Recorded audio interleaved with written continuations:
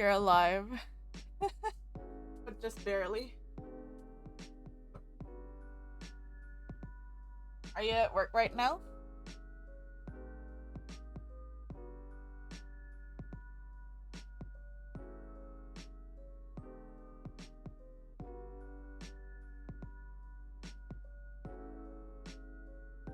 No thank Bob.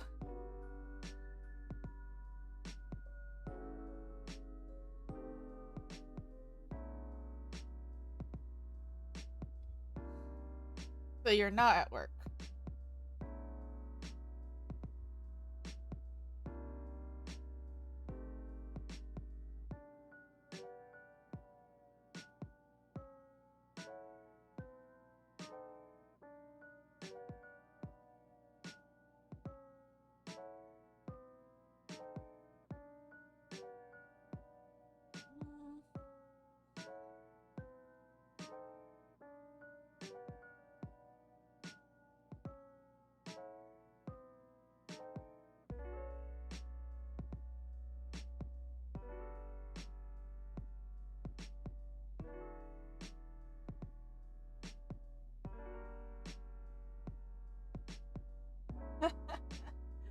Oh.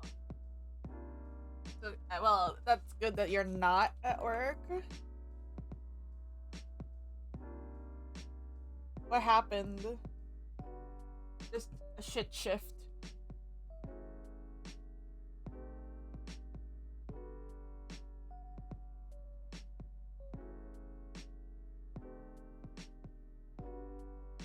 Man, I'm so sorry.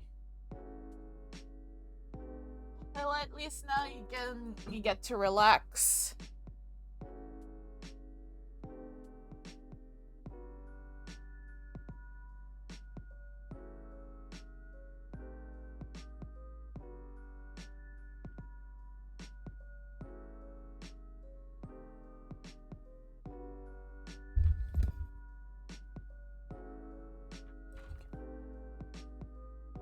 Let me see if I could start my game.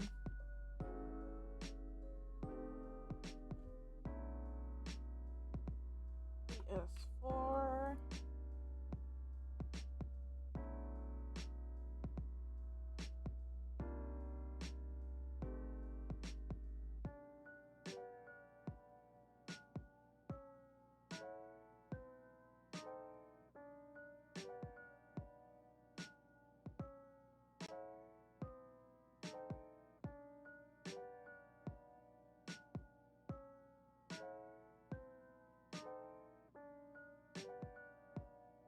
Media sources. Oh, nice. Which Pokemon did you are you playing right now? I I actually pulled out my DS not long ago as well, and I hacked it. And I think I got X and Y on Ultra Moon. Nice, nice, nice, nice. Ultra Moon's good. I actually haven't finished Ultra Sun, but I did finish um base game.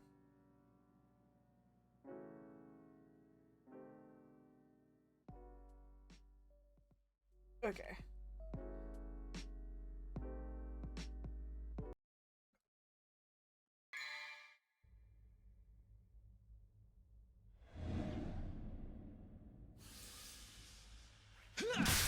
I know, right? I think they tried. It's actually quite funny. When I hacked it, like literally like a couple weeks later, they rolled out like like an update on the 3DS after not like updating it for like a few years now. It was their very last update for it, and I didn't like touch it or anything. I kept it un what's it called, unupdated and everything, because I think people were like the the 3DS modding community were like, okay, don't do anything yet they actually like fucked up all of our systems. So, at least that's what I last remember. But now I think it's okay. Sorry if I'm a little bit all over the place.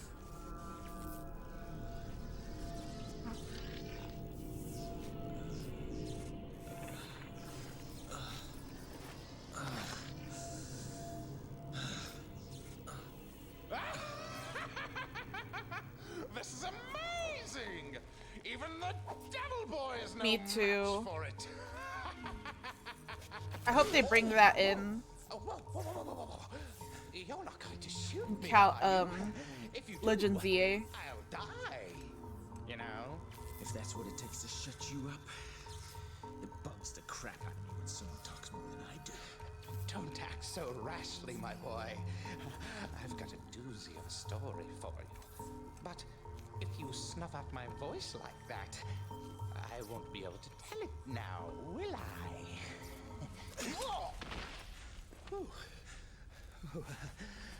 Thought I was a goner for sure.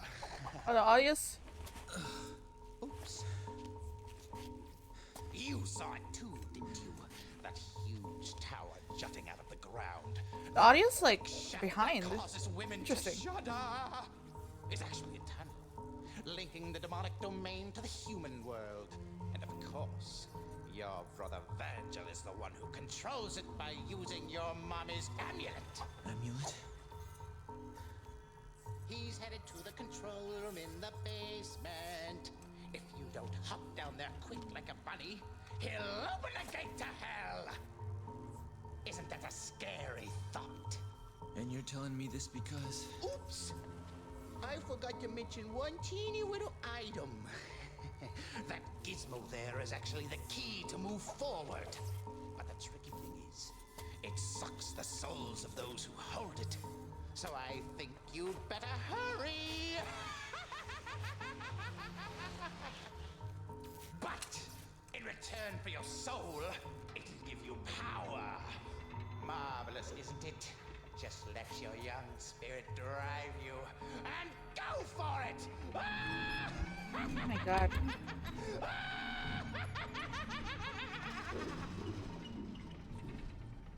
I don't know if it's just this cutscene, but... You big mouth, moron.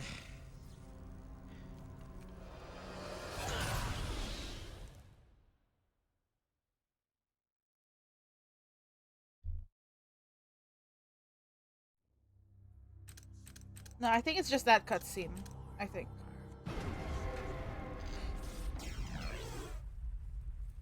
I have a timer.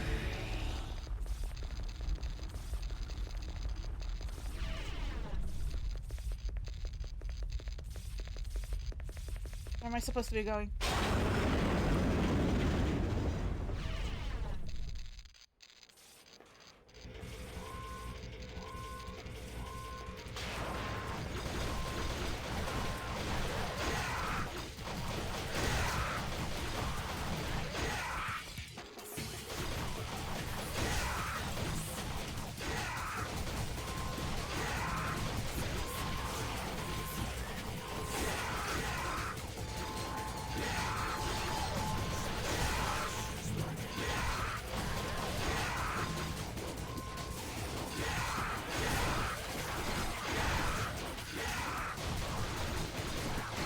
At least I'm getting killed by the monsters I'm killing. Ah! See?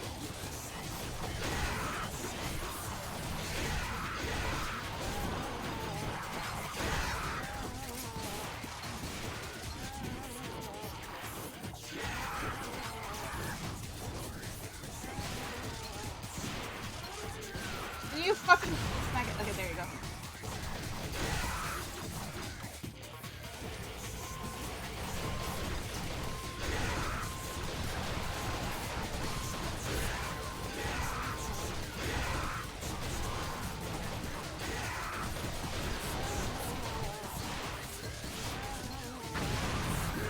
Ow!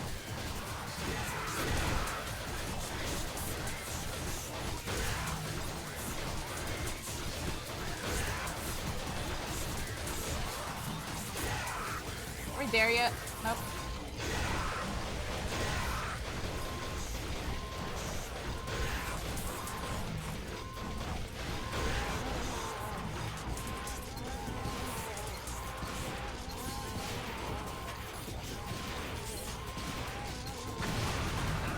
Ow.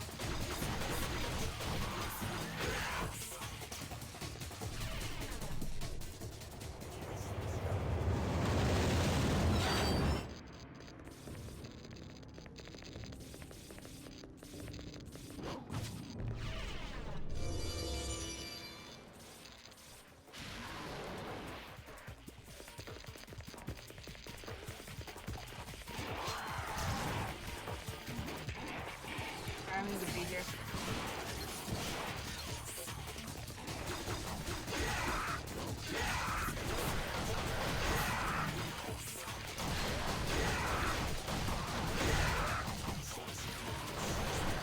I'm gonna rush here.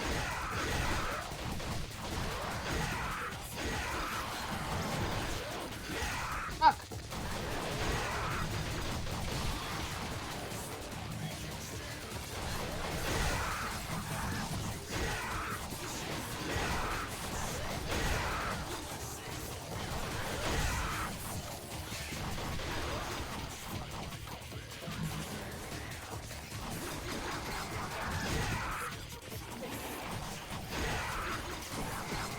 No, I have an item that is draining my life right now. Hello, Keytrock. How you doing?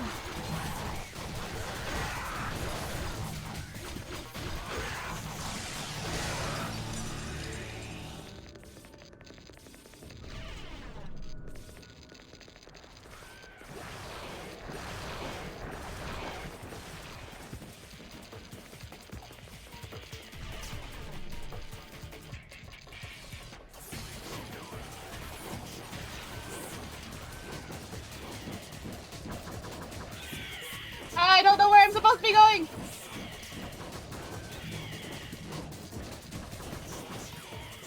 Ah!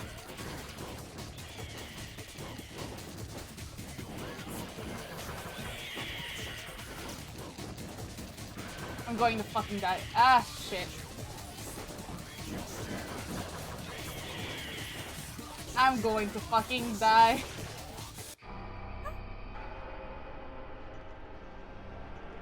They're doing nothing in the gacha and watching Eurovision. Oh yeah, Eurovision is on again.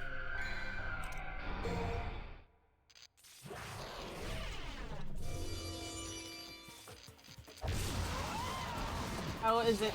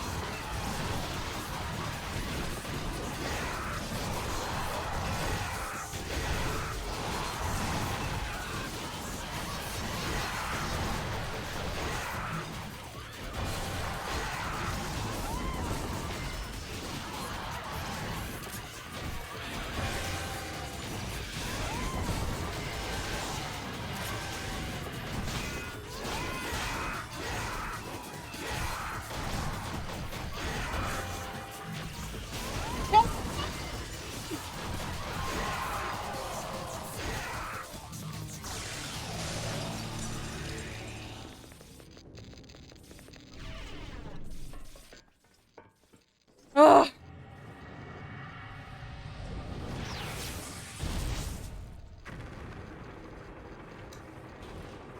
Why is there so much meme songs? I guess that's because meme songs are what makes them viral and successful, regardless of whether they win or not.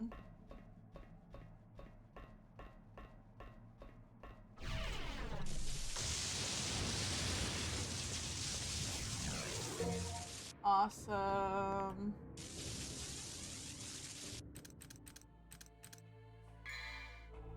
Yeah, it is human nature that we always make memes of things. Uh...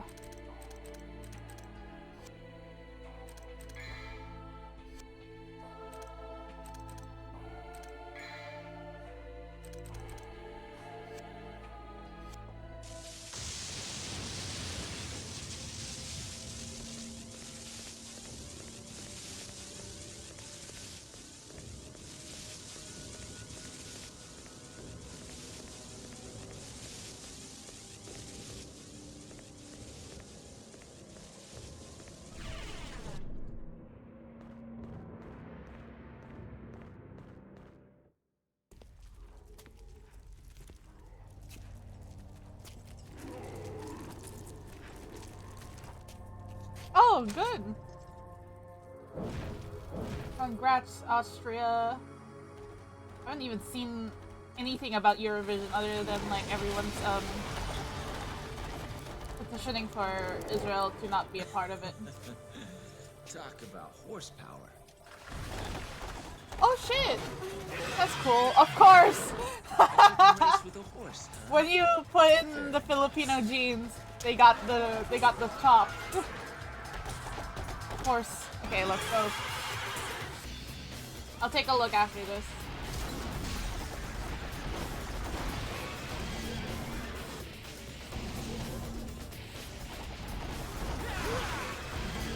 I think I need to get on.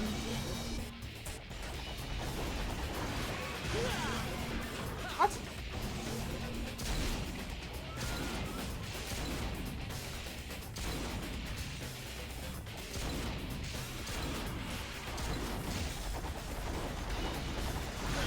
Ow.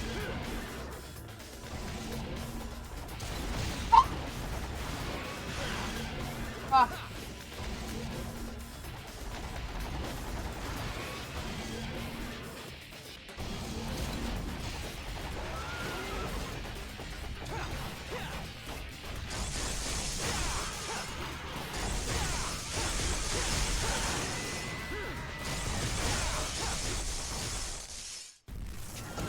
I got it.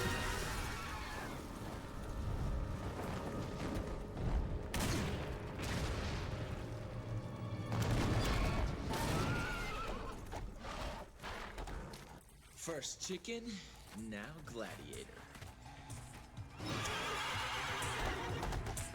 This just keeps getting better and better. Too bad there's nobody here to enjoy the show! By Dante. Oh.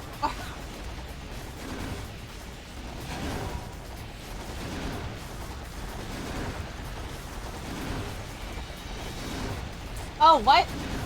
Hi, Smoker! I literally just started stream. Hello, everyone!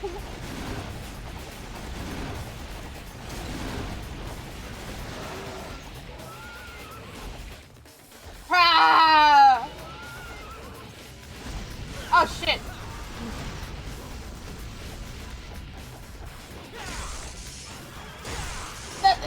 Ooh! Oh no, I'm gonna fucking die. This is my first attempt of this fucking horse, by the way.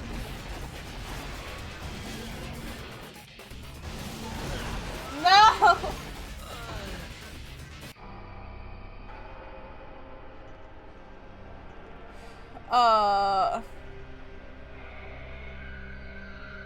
Lily Ashmid die. Oh, I'm so sorry. Smoker. I couldn't get to do your baba.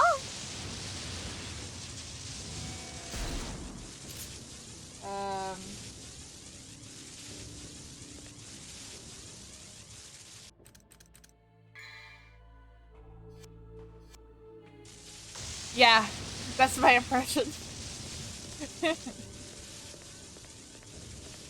I can't do an impression of you. I'm really bad at impressions.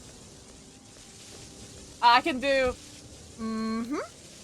and bye-bye and What is it? I can only do those. Did the German audio bug happen? No, it did not with me. Surprisingly, it did. Ah! You're what? What? Yeah.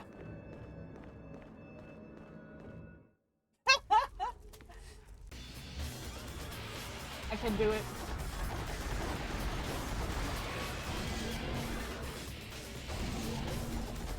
Horse!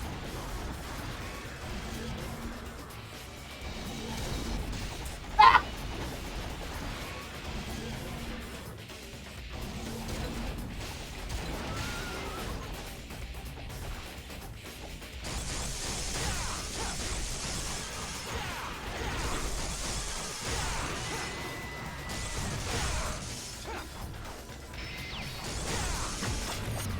What the fuck?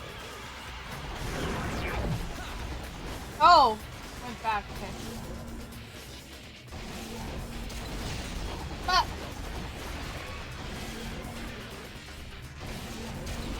yeah, I know, right? I can be Smoker the White. I could get on the fucking horse, but I can't do it. Not right now, anyway. Okay, on horse. Yeah.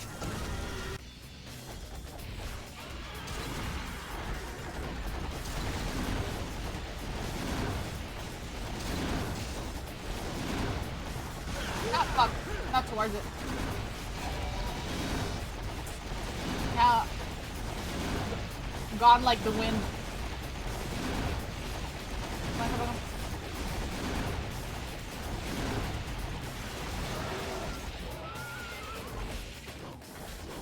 Oh, there it is.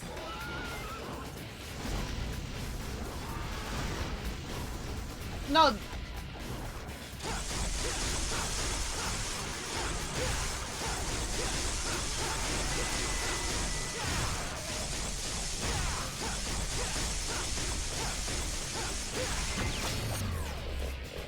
Time.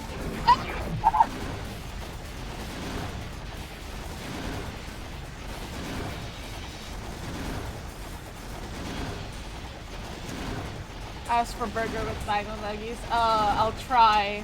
I'll make horse meat out of this underworld horse for you. Oh,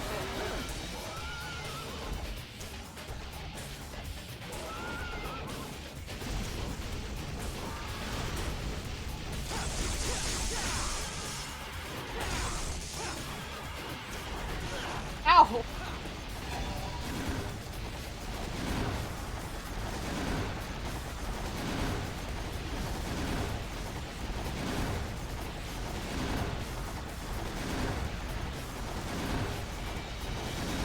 Only specific horses, okay?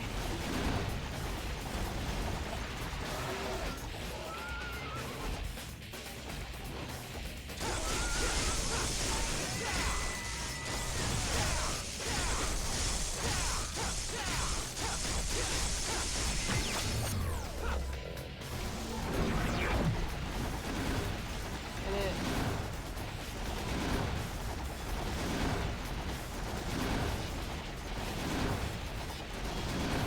Keep running.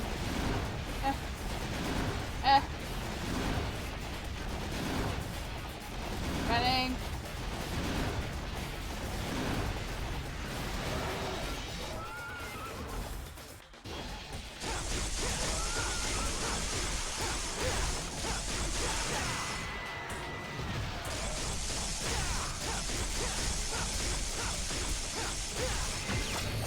Ooh. Ooh.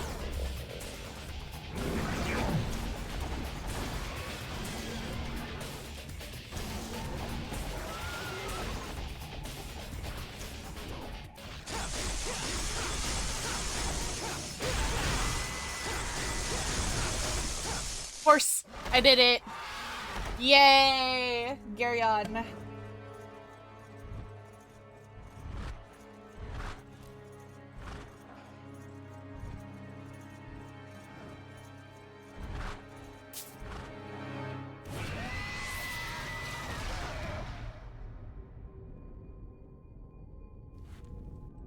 do we get? What do we get?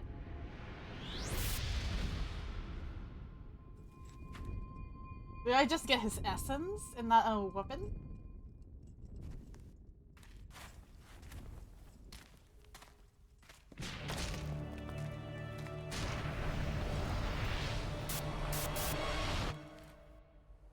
Oh, I see.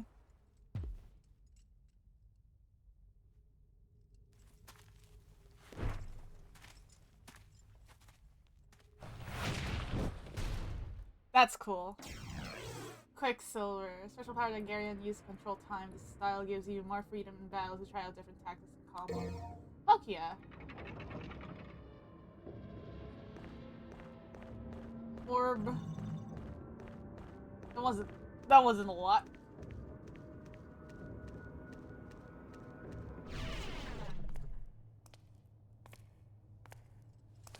Ah. Virgil.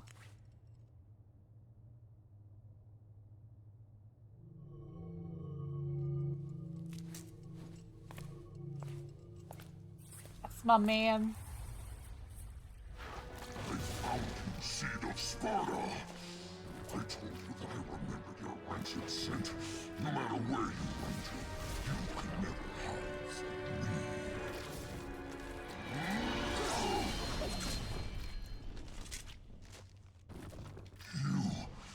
You're not the one I faced before. But this smell, there are two of them. That excellent Sparta had two sons.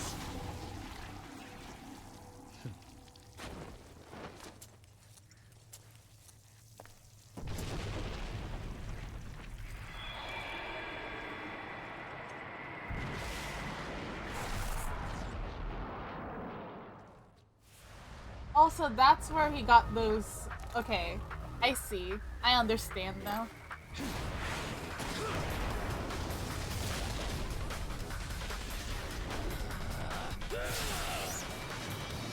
So that's where he got those weapons. I remember that from DMC5.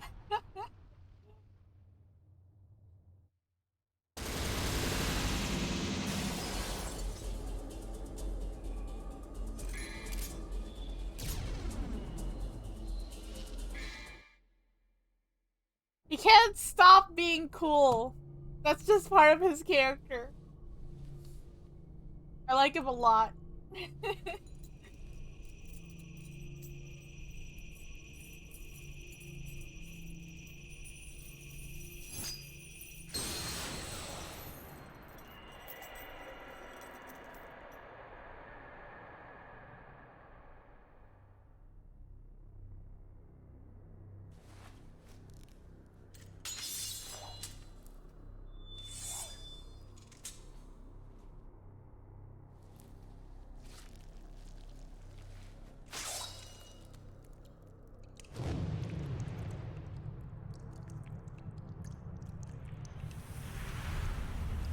Oh, Virgin.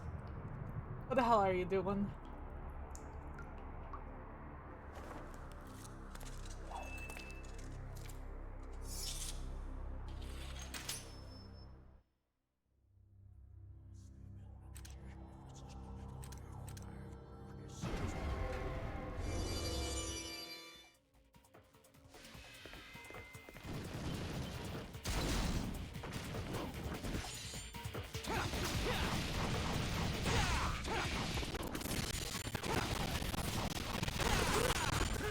Ah, wasn't careful.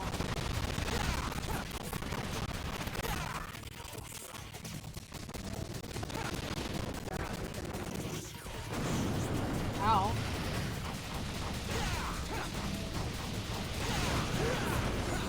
Ow! Get out of here.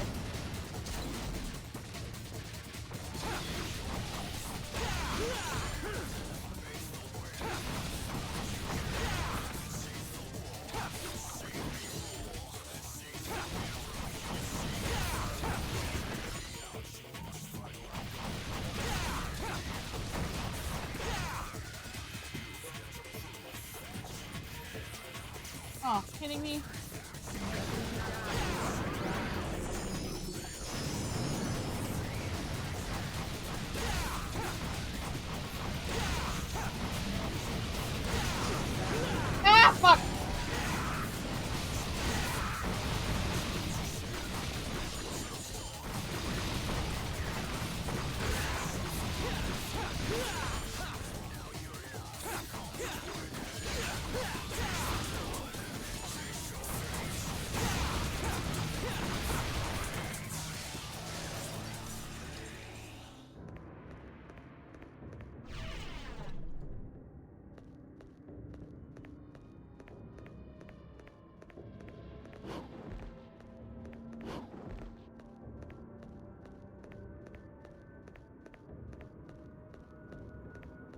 This game really loves spiral staircases.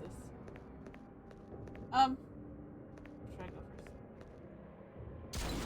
Wait, no. It's this one, yes. Nothing at the end of the hallway.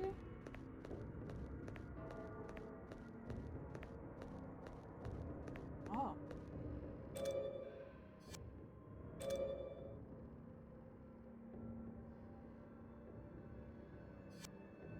Okay.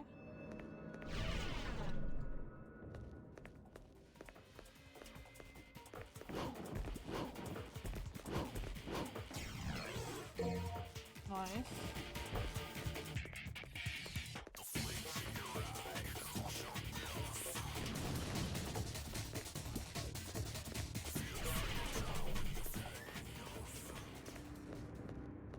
We'll go to the other side first.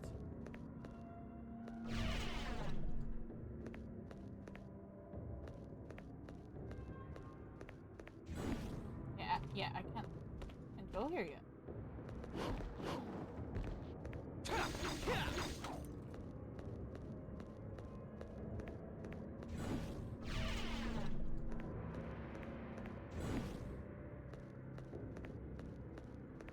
Wait, how do you...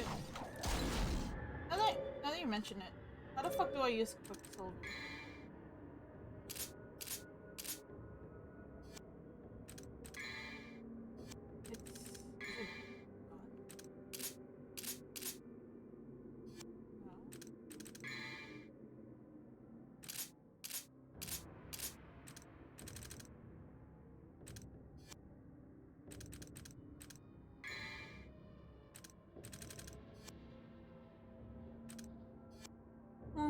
Okay.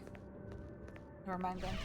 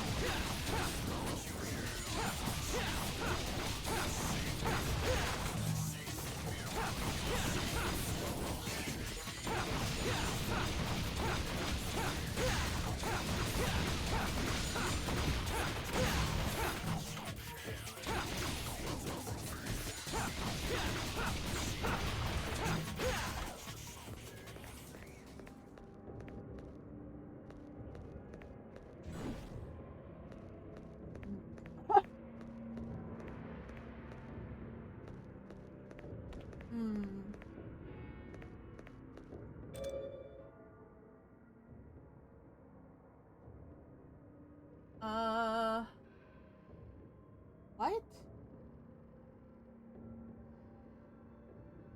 Wait, where the... Okay, I'm in the Lux Luminous corridor. The fuck?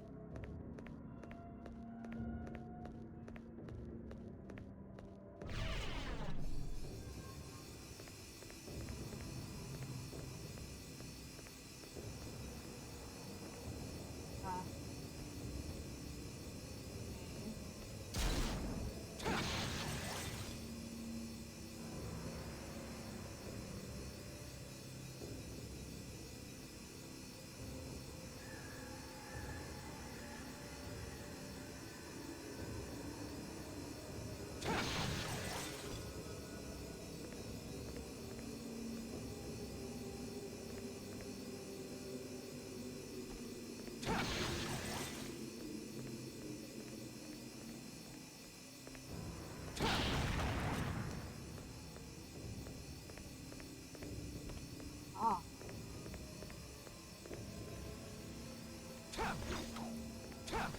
Oh. Although, like, these are so confusing.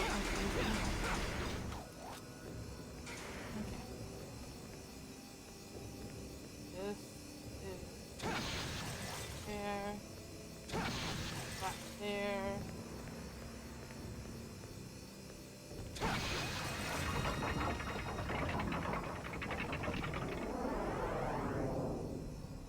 Item.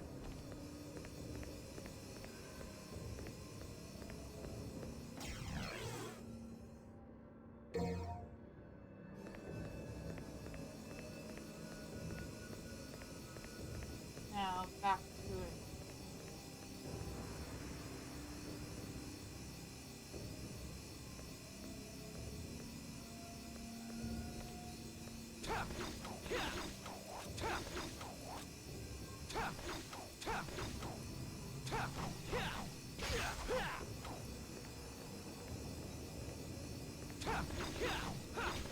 Wait, is that where I'm supposed to go, or?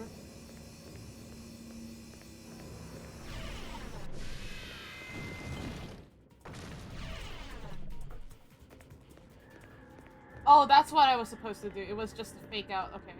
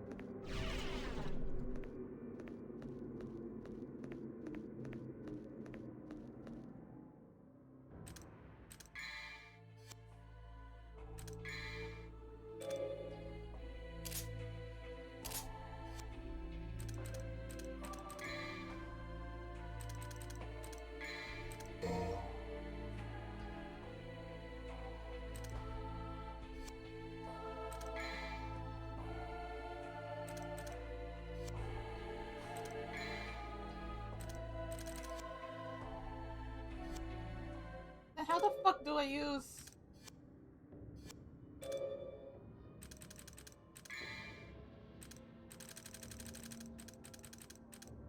Double trigger.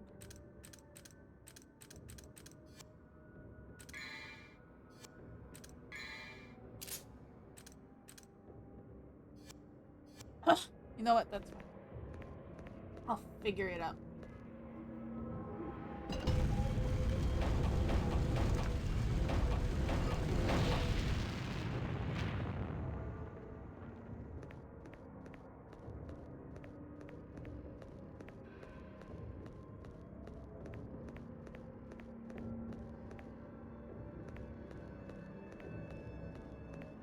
Yeah, nah.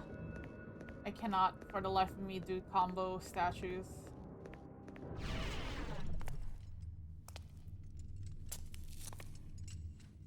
Why isn't this working? Is there something missing? Must more blood be shed? You seem to be in a bad mood. Dante. So, my mother's amulet is the key that unlocks the door to the demon world. Good plan, Pop. Just the opposite, actually.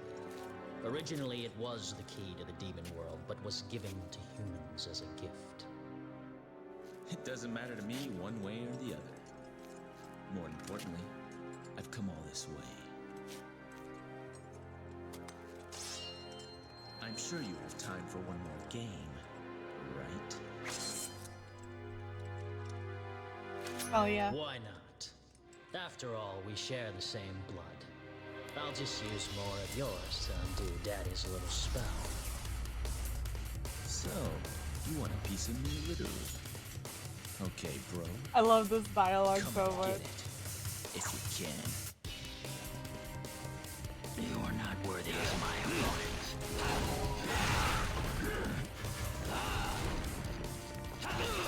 Bro, not fair.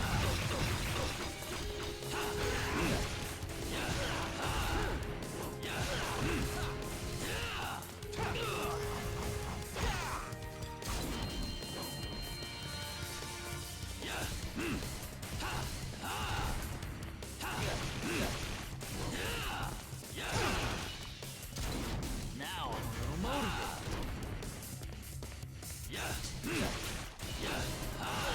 Okay, why is he so much difficult to navigate around when he's using this weapon? Ah!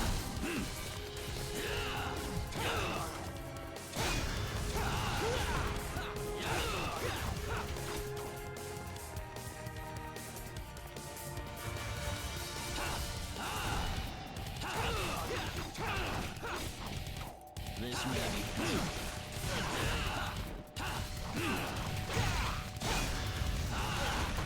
Ah!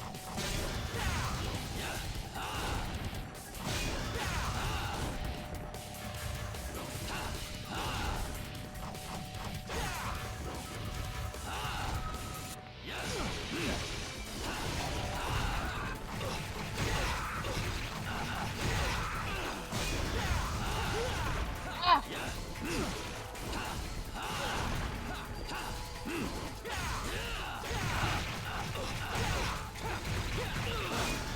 You will not forget this devil's power. Worthy is my opponent. Oh. Ah! Okay. Virginia, you fucking bitch.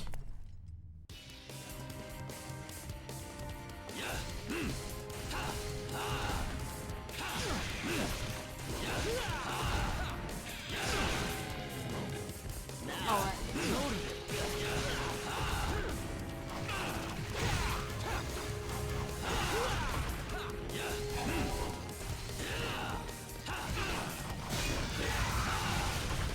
Shit!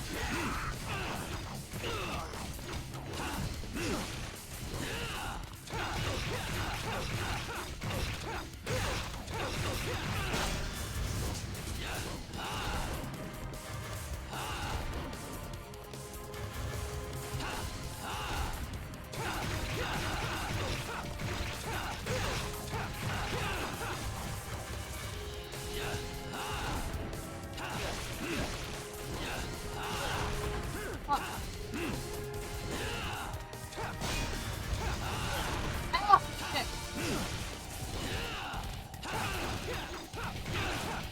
You will not forget this devil's power. Worthy is my opponent.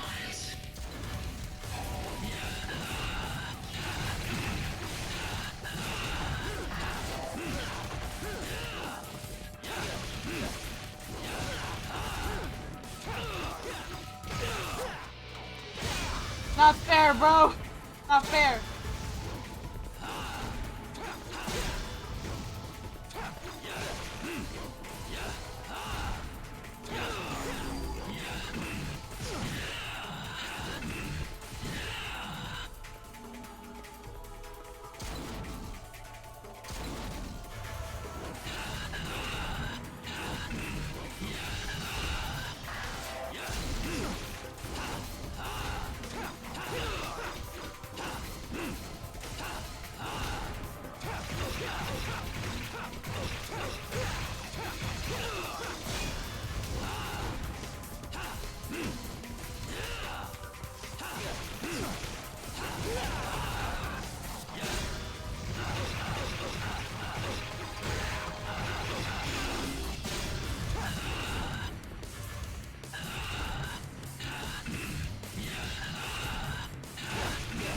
No!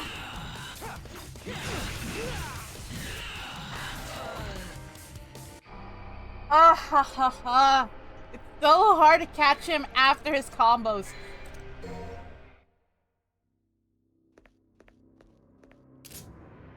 Wait.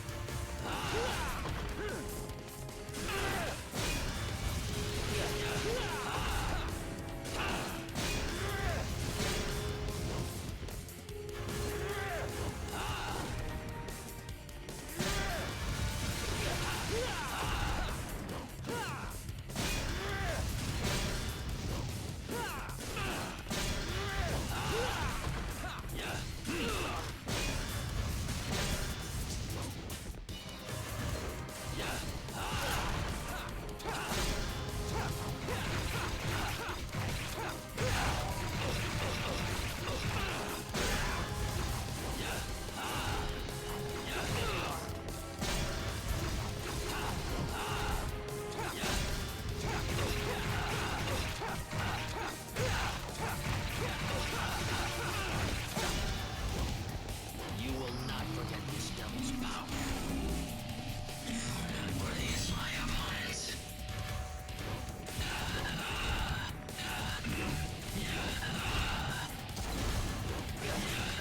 Bitch! Ah!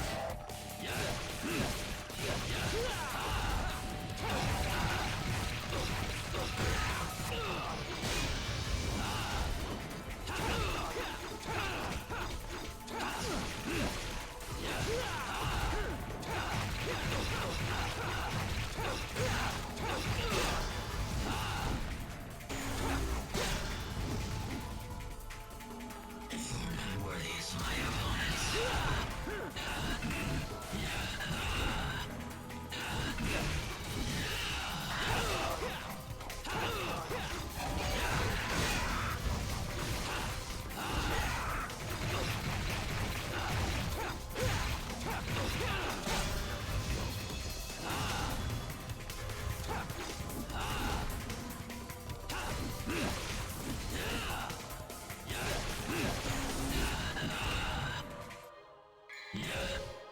Oh, that was again.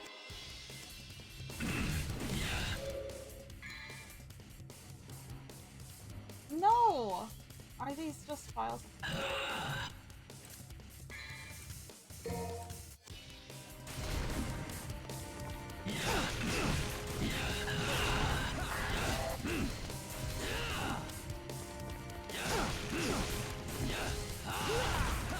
I'm wasting my fucking.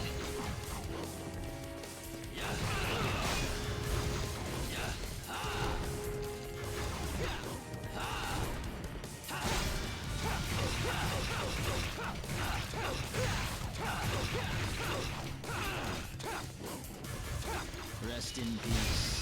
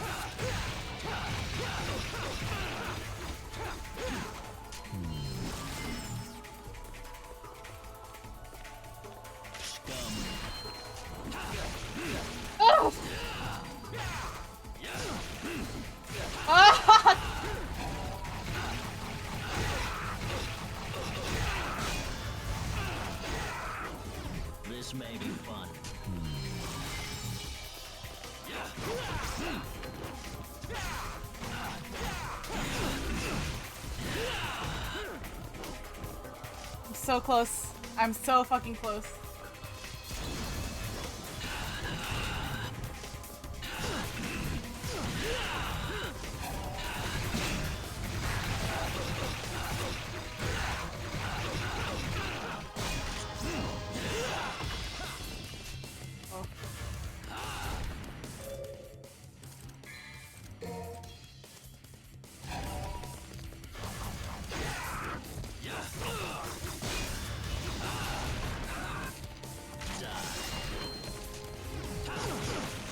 No!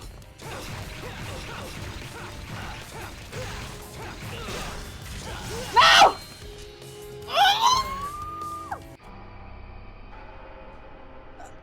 Ah, shit!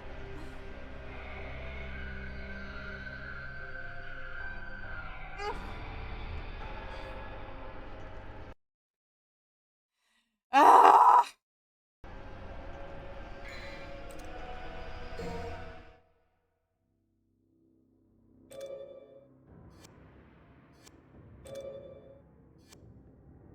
I'm out of stuff.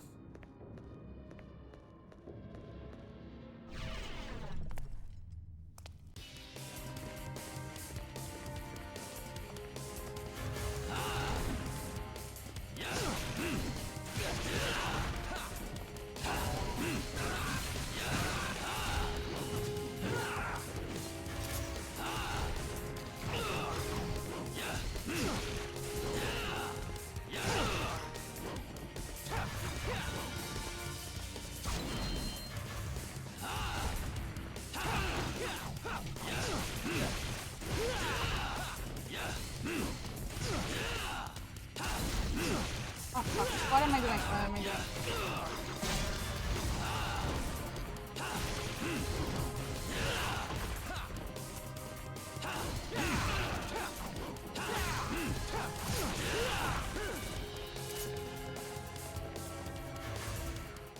Wait, wait, wait, wait, wait!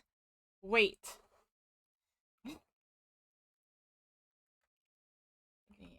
Yeah, we...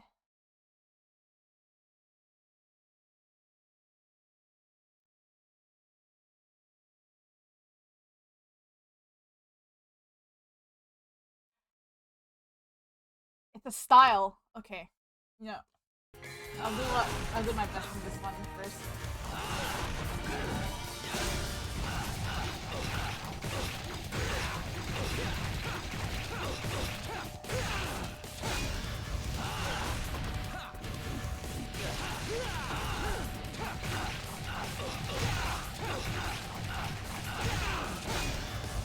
You will not forget this devil's power. Unworthy is my opponents.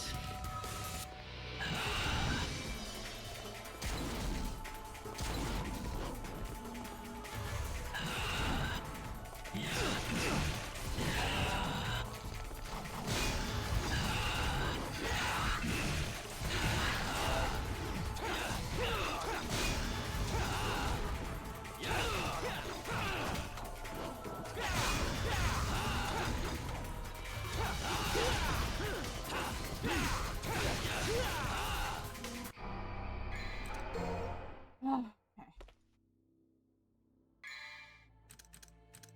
This one.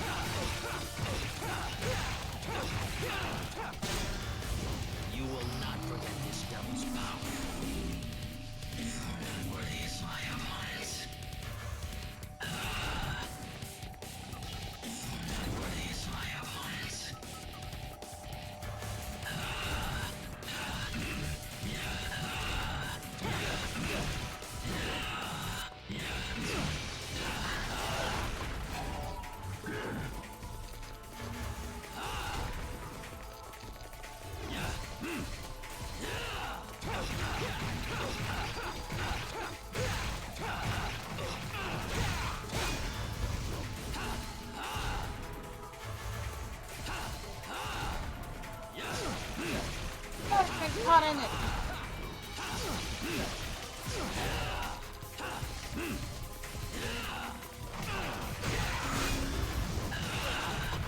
Oh.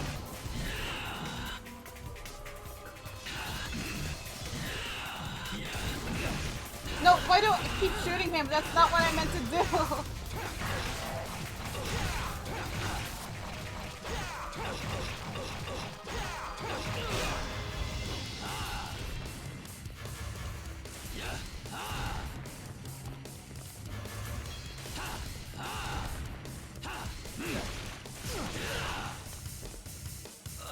You're not worthy as my opponent.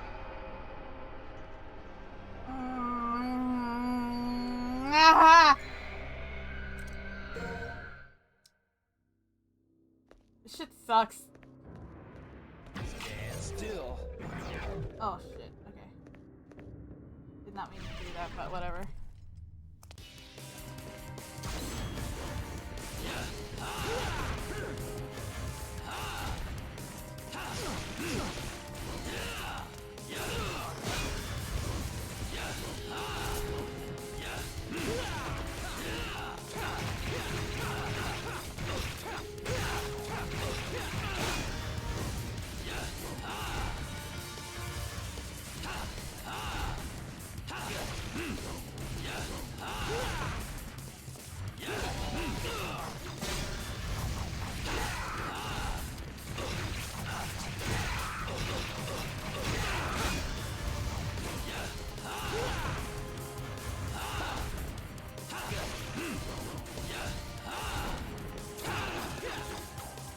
This may be fun.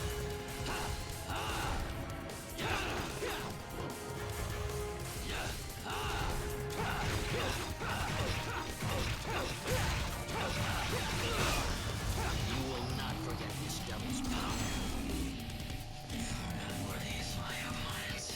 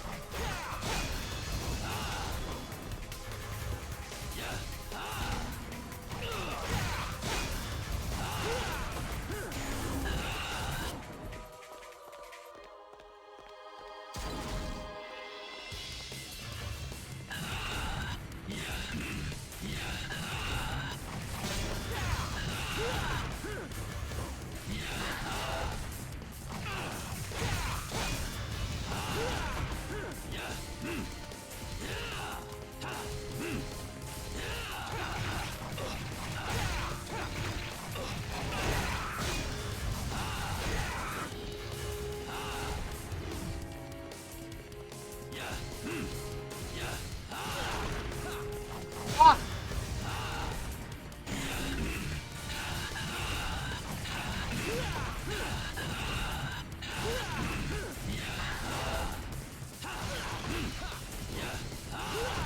No, I'm not throwing, I'm not throwing. Fuck.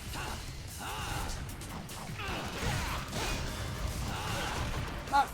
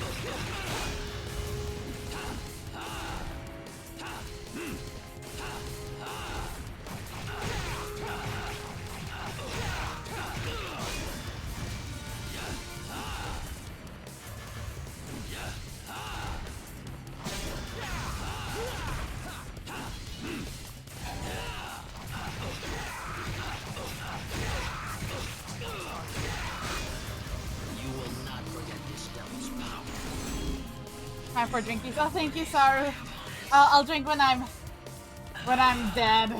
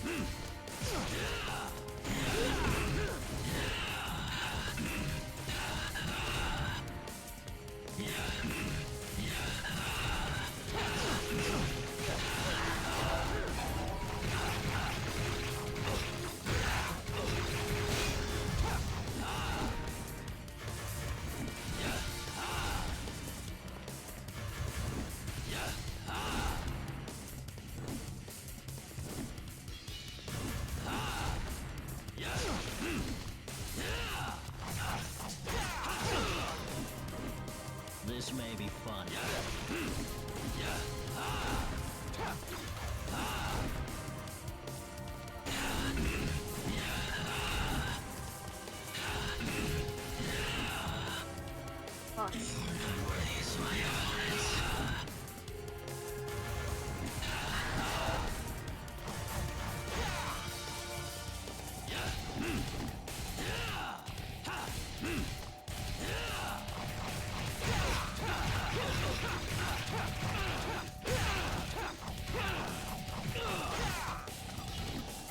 Rest in peace.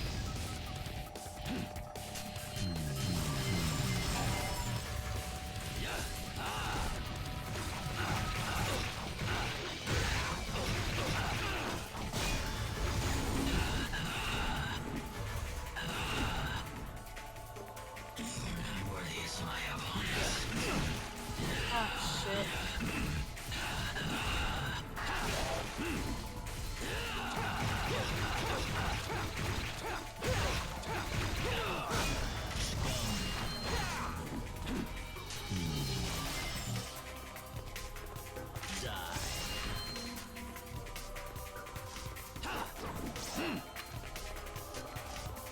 Scum.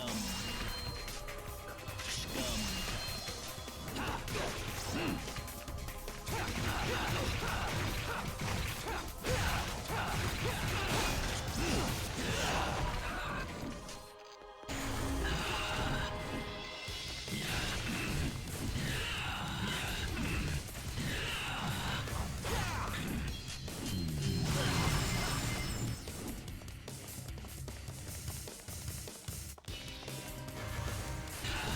I'll drink when I'm dead.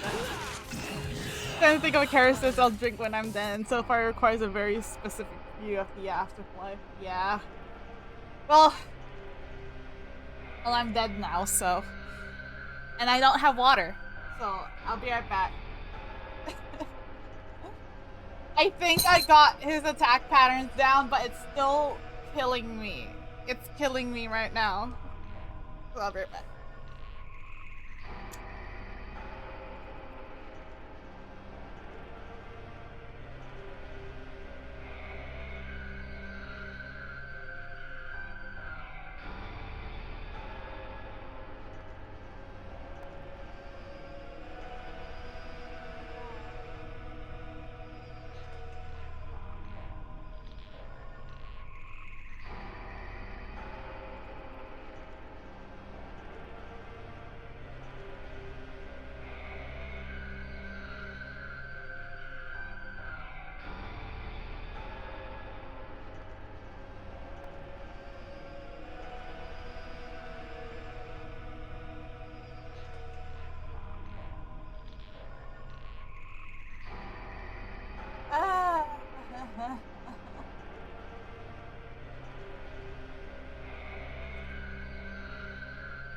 I have no idea how easily I give up.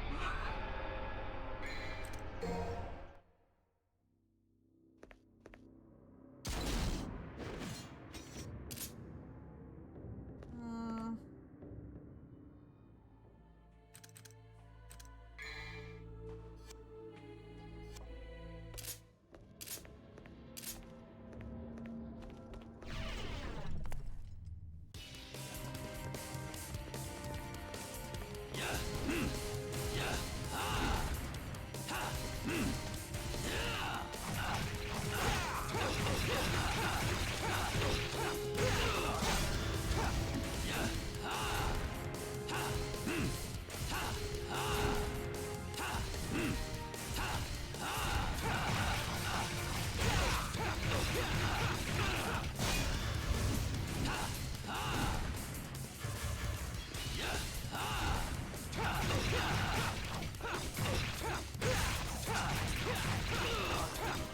You will not prevent this devil's power.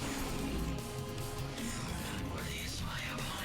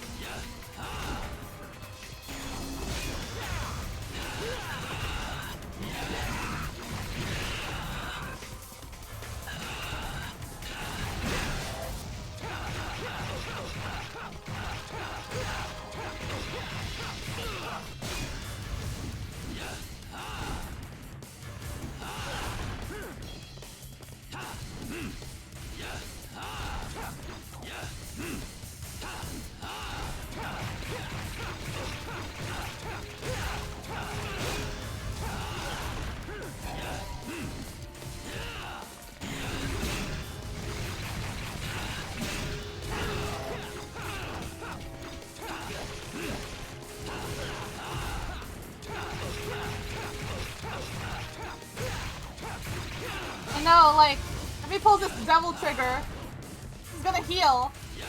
And that's my thing.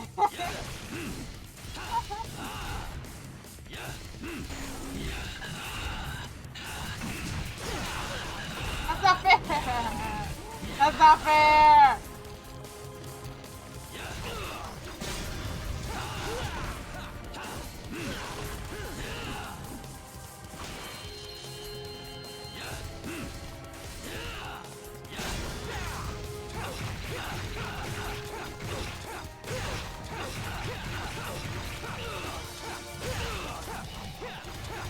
Rest in peace.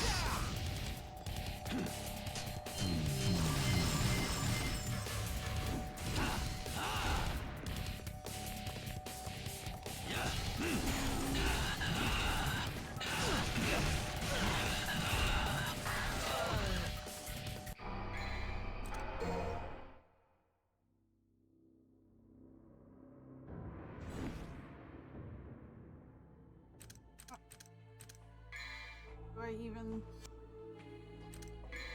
Such devastation!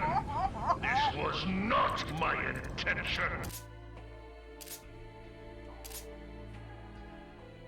There's nothing I can do. I start throwing at like halfway through the fucking fight and I could never recover.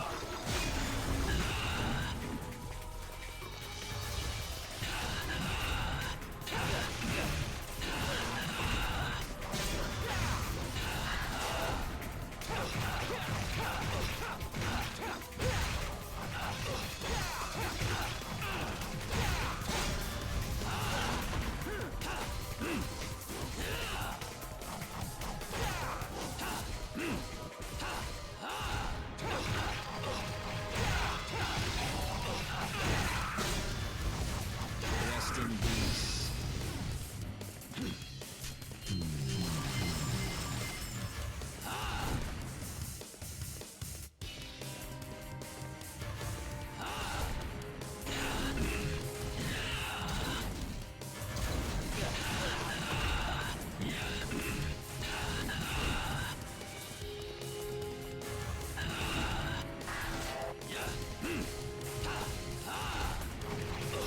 How things are going, I'm just going to have to wait out this Devil Trigger. I don't, even if it heals him a little bit, it's just going to.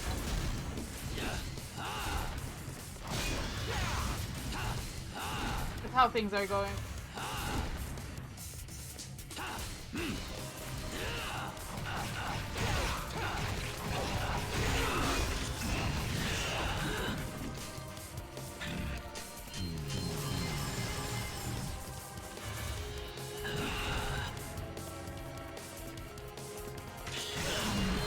Shit.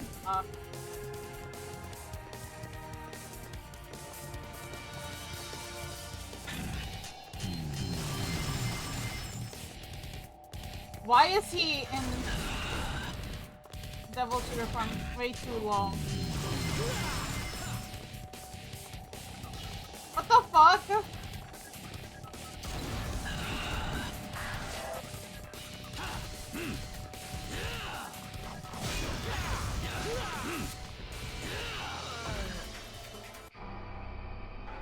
Oh, that's weird. They usually hire, like, American voice actors, right? So that's interesting.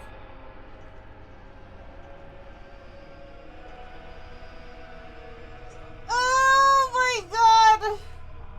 I can't do this. Okay, can you play this game for me?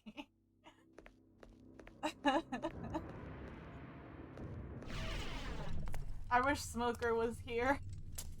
My meat! My meat!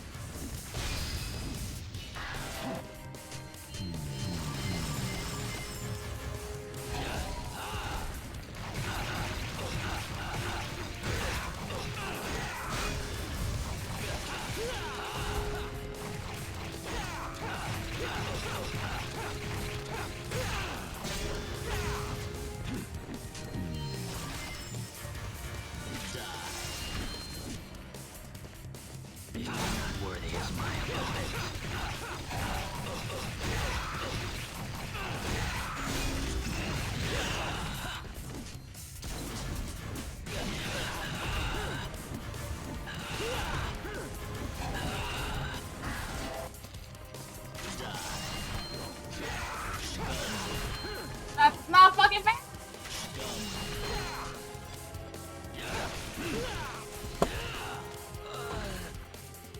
I was so close. I was so close to killing him. I'm going.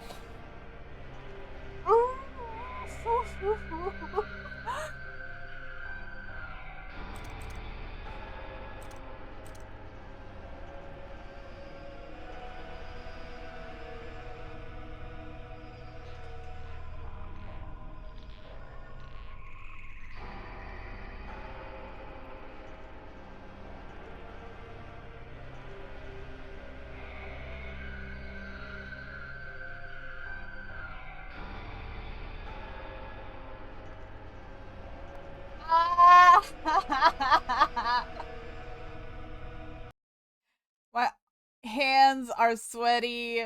I'm so fucking dead right now.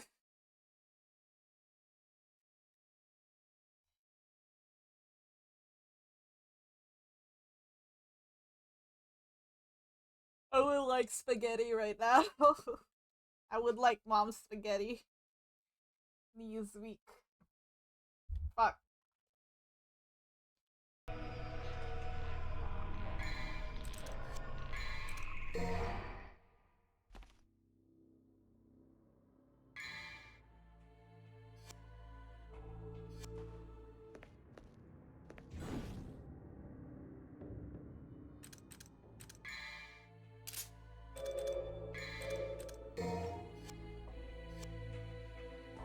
Not that it would be any different, but you know.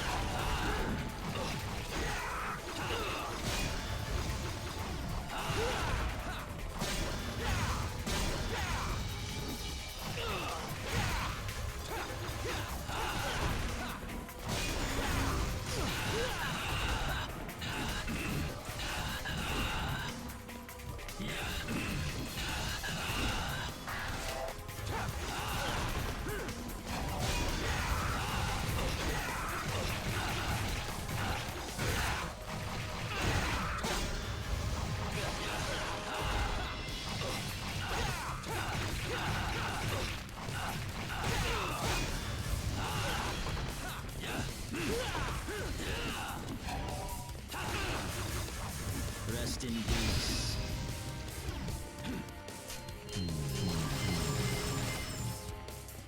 You're not worthy as my opponent.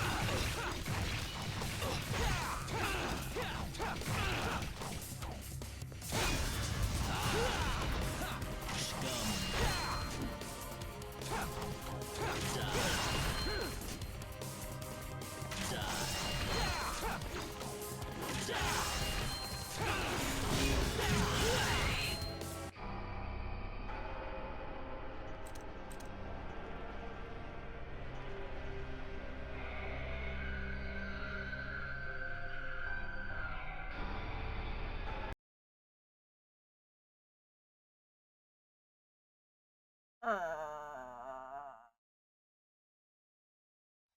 uh, ah!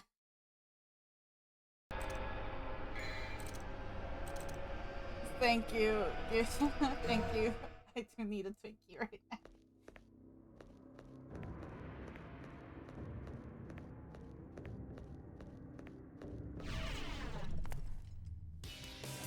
Keep going.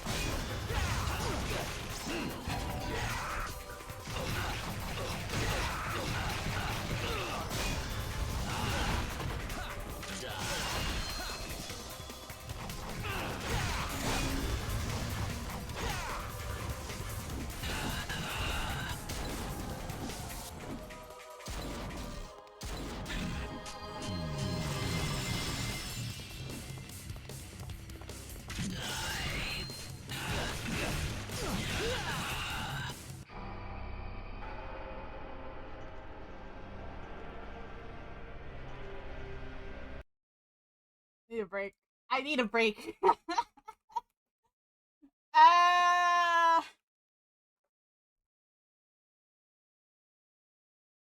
I need a fucking break.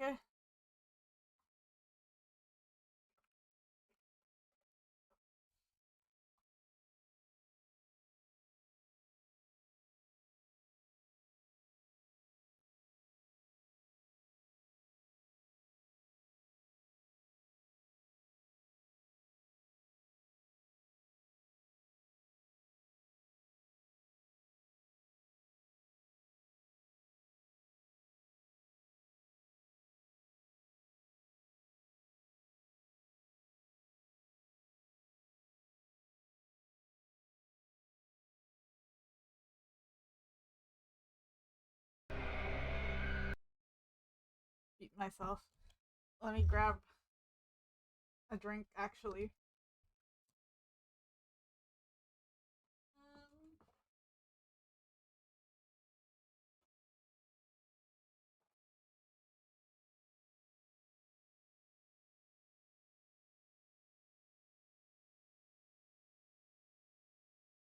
I'll make myself some coffee.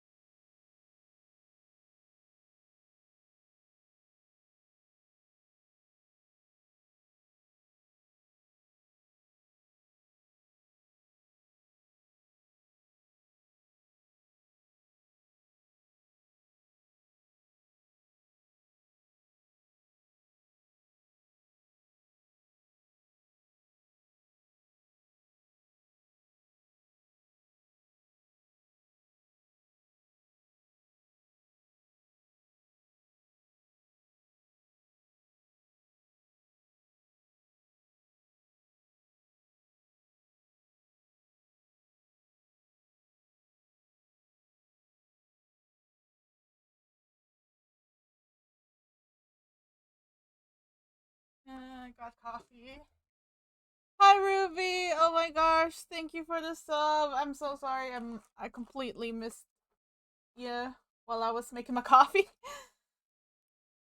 Oh, okay. How you doing?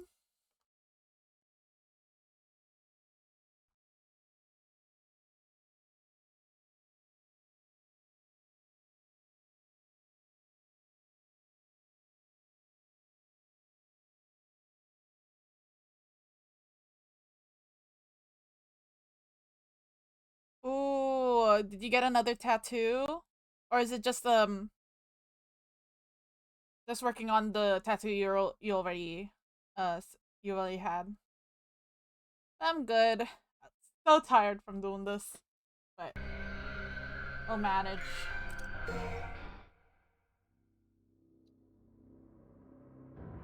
Working on the sleeve. I see, I see, I see. That's what it's all about.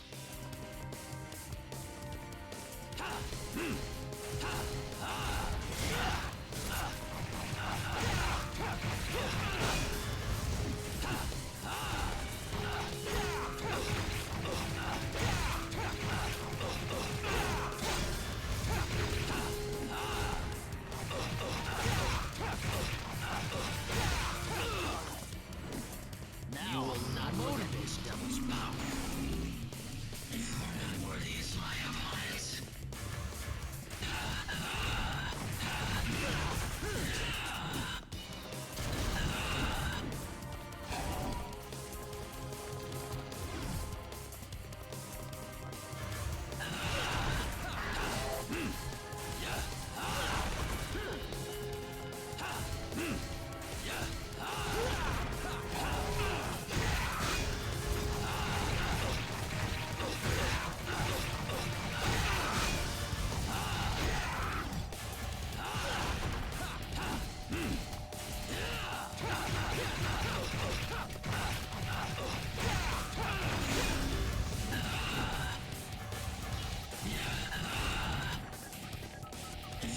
Unworthy is my opponents.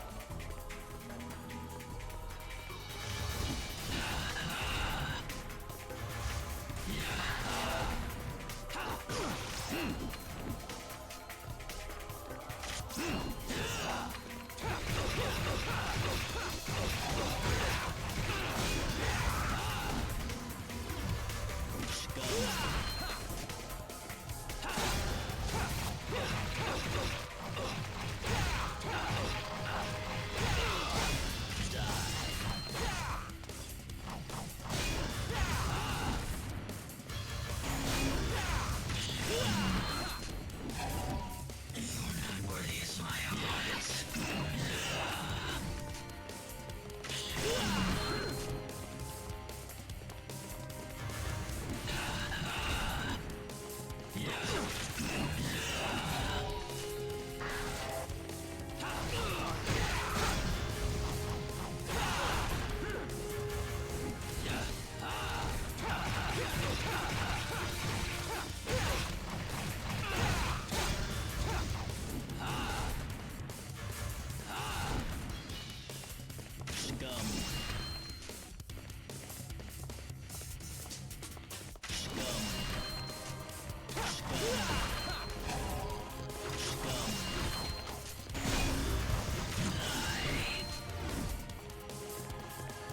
Oh shit.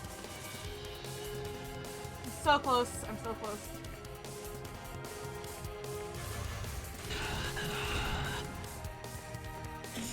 Worthy is my opponent.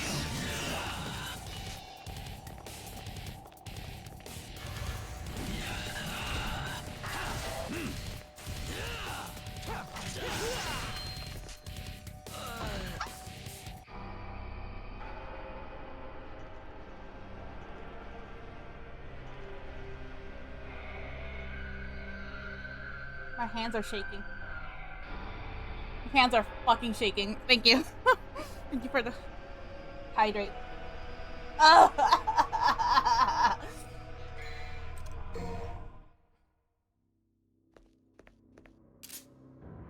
My timing could not be any fucking worse.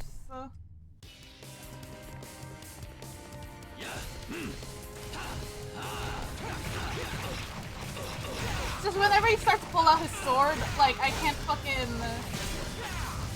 time his goddamn ability. And I'm so close to fucking dying at that point.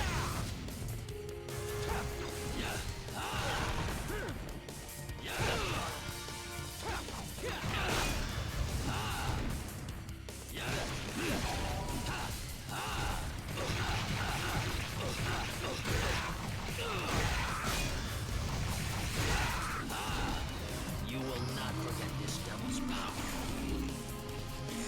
Worthy is my opponent.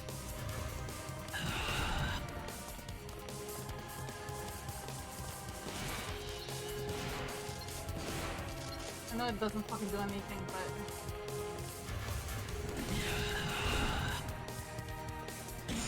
Worthy is my opponent.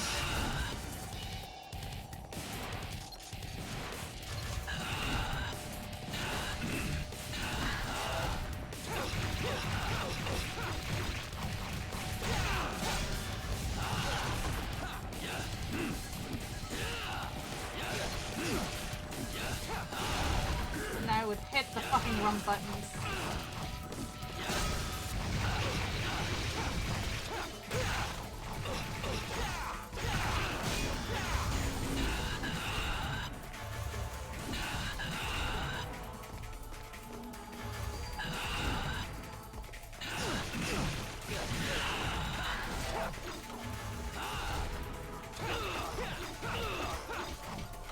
Now I'm a little motivated.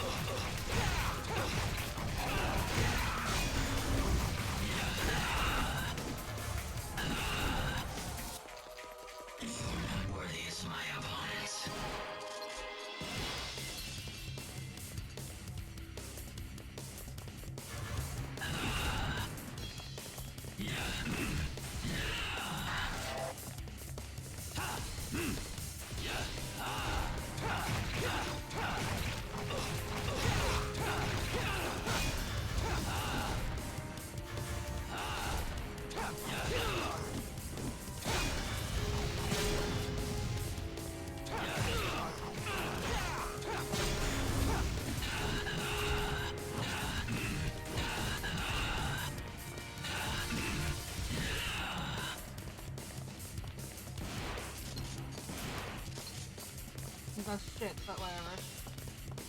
Come on!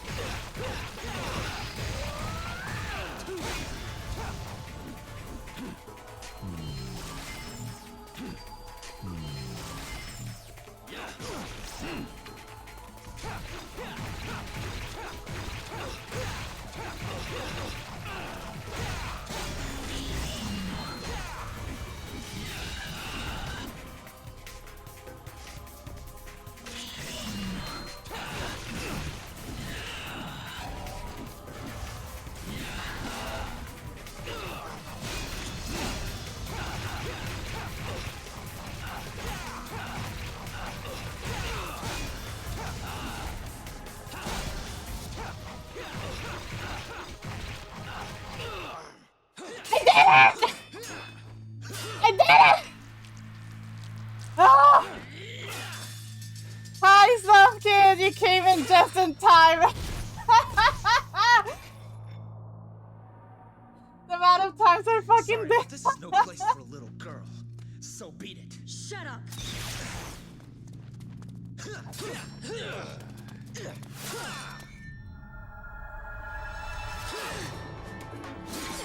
Made it in Time. Oh my god, my hands are so fucking sweaty. My rival did me beat Is him. that what you think? Foolish girl.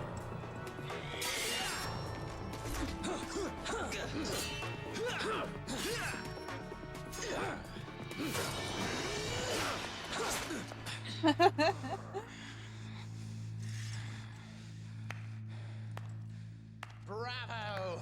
Bravo! Is that I what never you think? dreamed that things would go so smoothly. Well Foolish done, everyone. girl. Well done.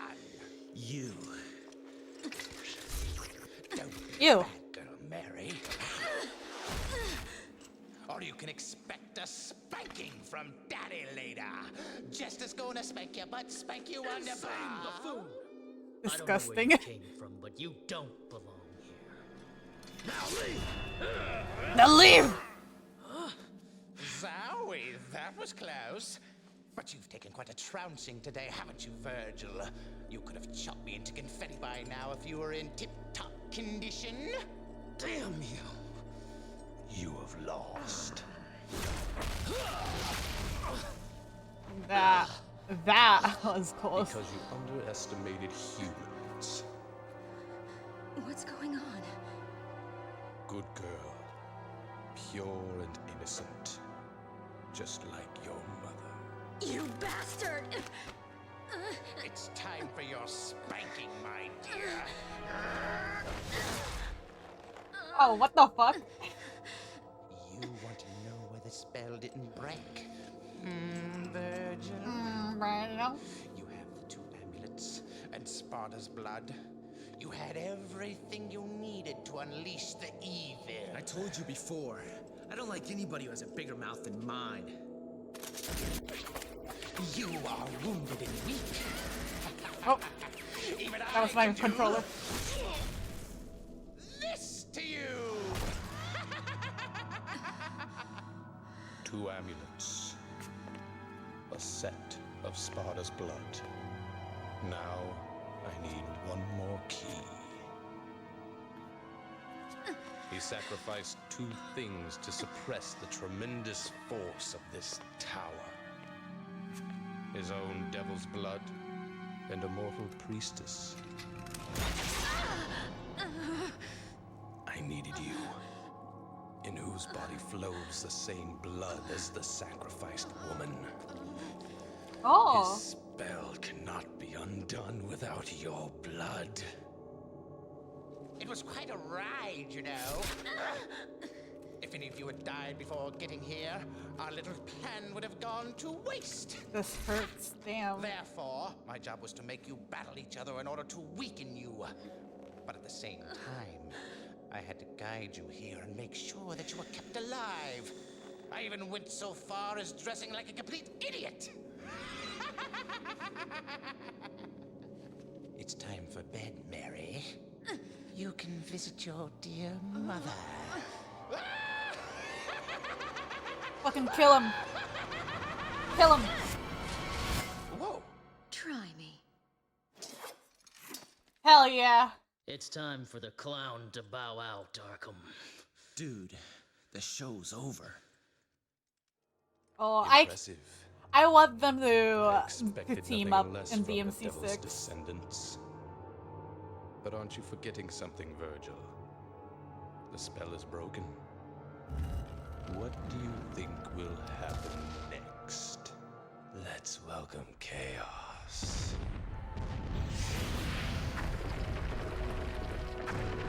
Oh my god. Oh damn.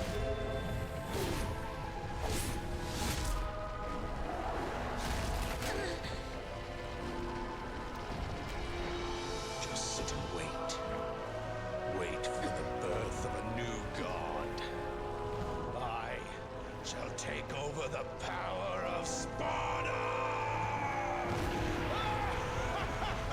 Virgil! No!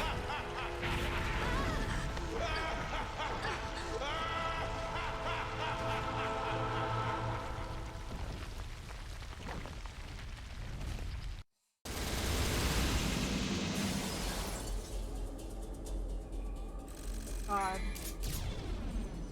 Yeah, whatever.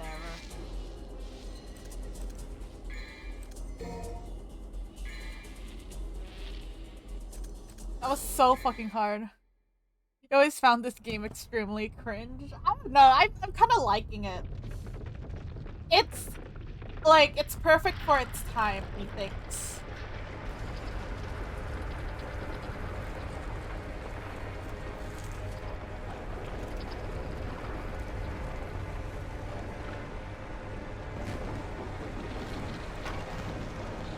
Ah.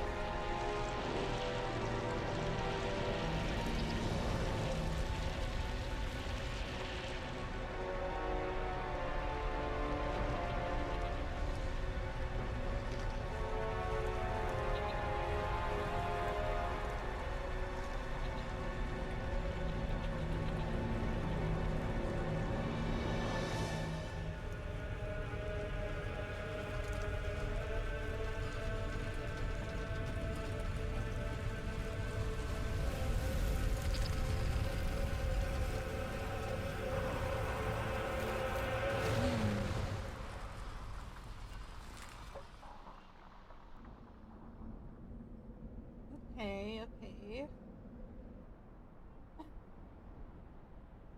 Also, this is where the tower. I see. Are you gonna go? Yes, I'm going to finish him off. Well, you might as well forget it, because you're no match for him. Regardless, I must go.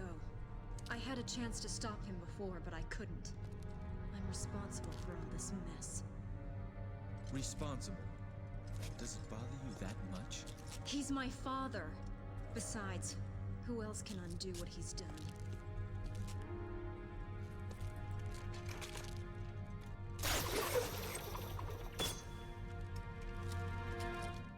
A demon like you wouldn't understand.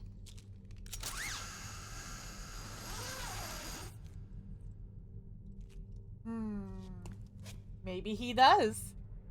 Father and family, huh? Well, I'll go too. But you better hurry. If you want me to Purgatorio. take all the credit.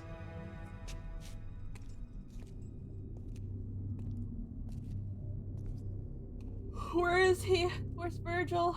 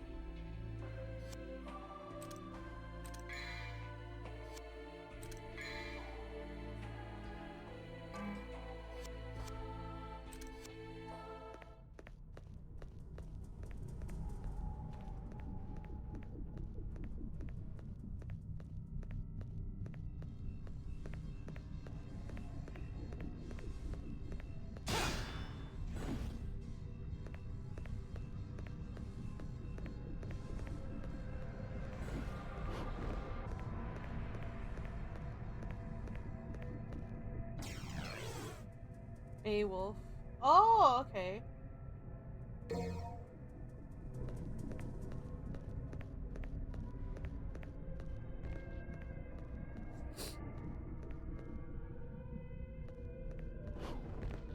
No, it sounds familiar.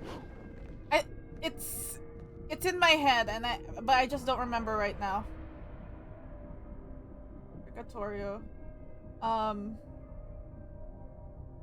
I know it may or may not be Bayonetta reference, but I know they have like similar shit.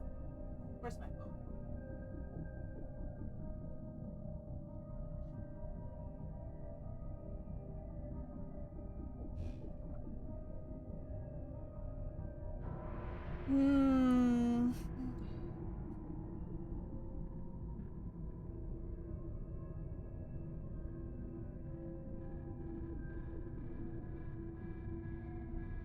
It's an inferior if it real.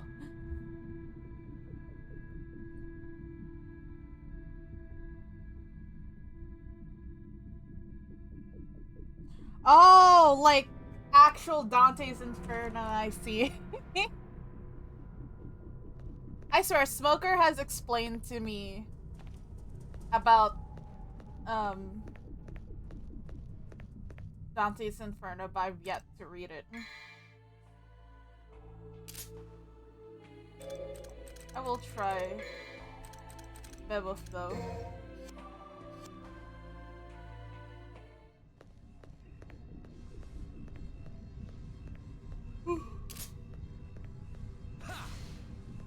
Aw. Okay, brother. I'll take your things.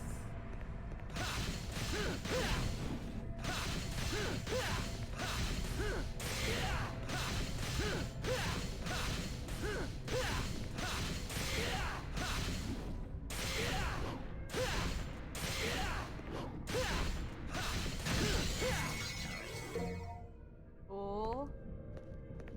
There's a door over here as well.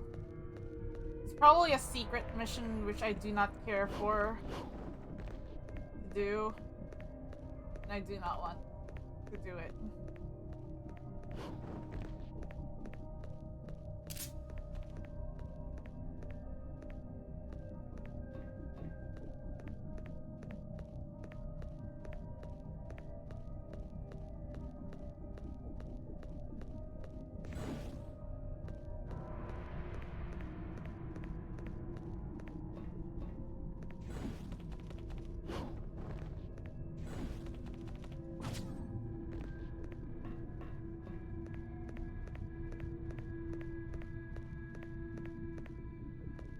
Or am I guess I'm supposed to go there, sure.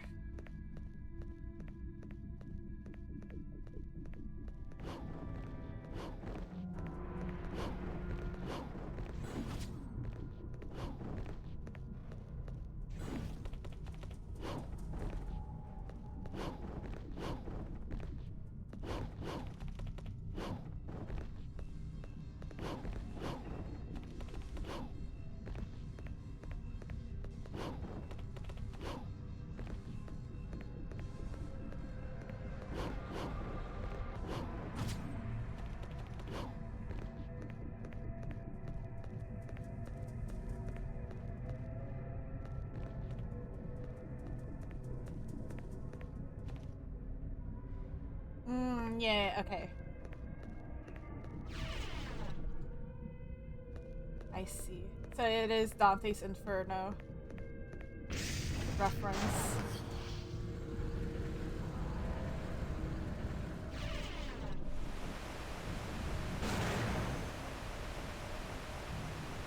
Understand now.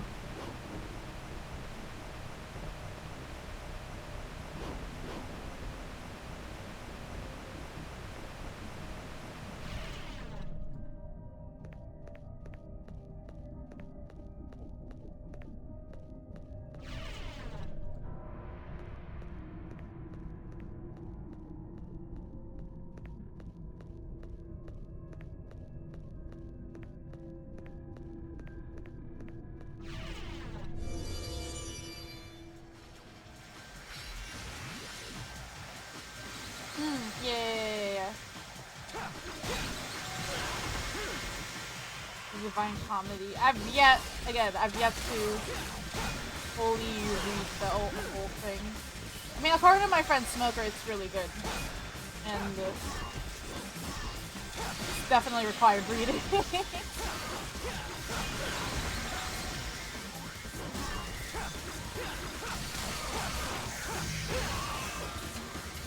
Especially when a lot of media and video games are based off of it.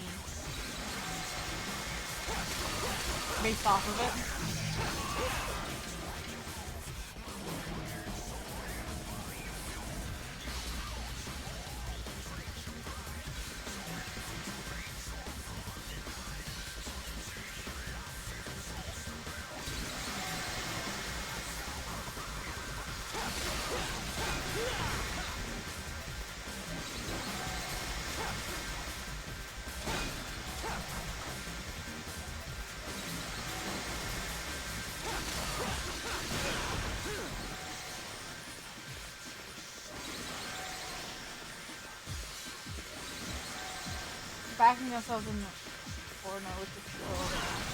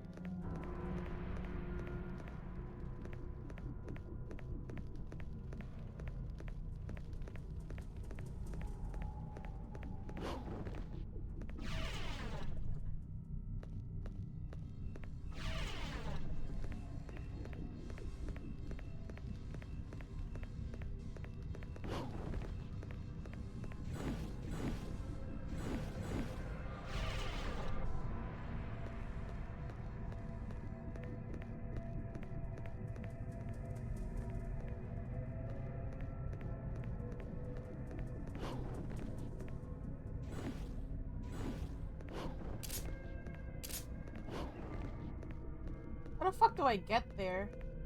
There's like... Oh, there it is.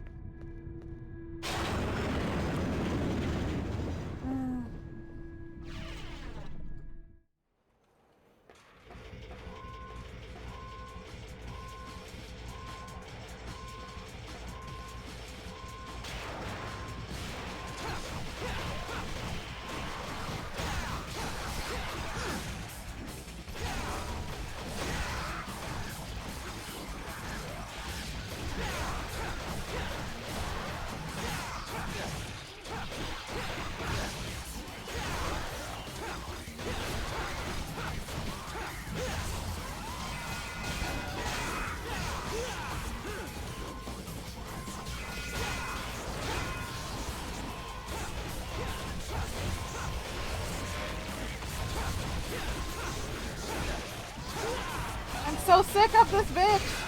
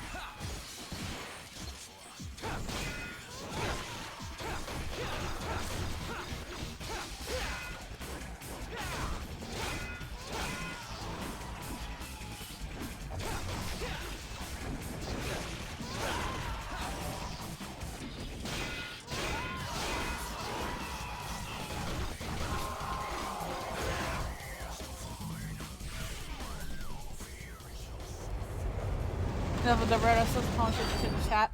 How am I? I'm good. I'm so tired, as always. But you know, it is what it is.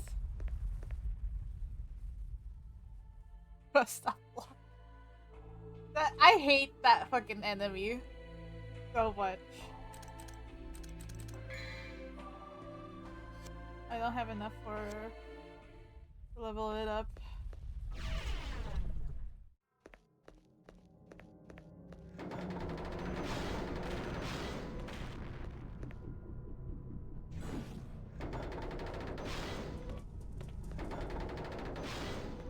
Oh, where am I supposed to go?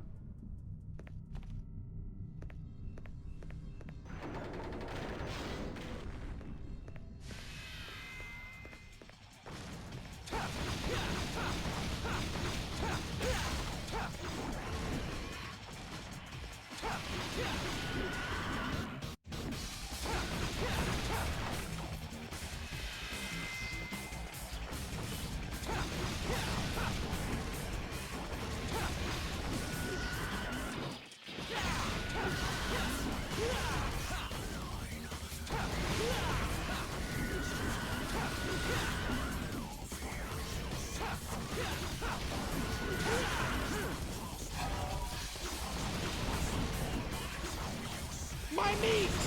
My meat!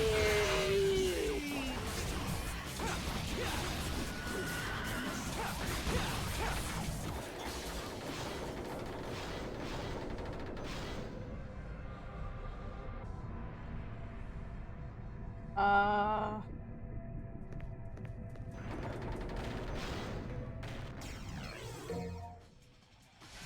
Maybe... Oh, shit.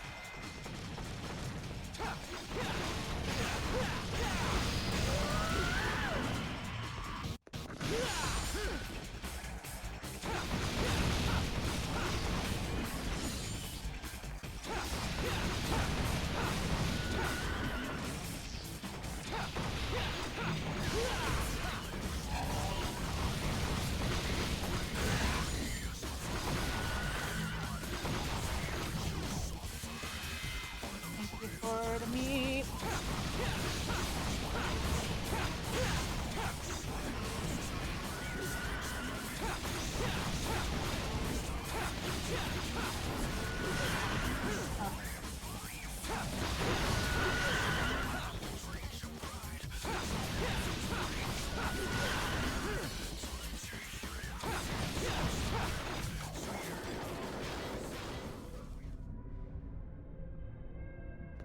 Act 2 is...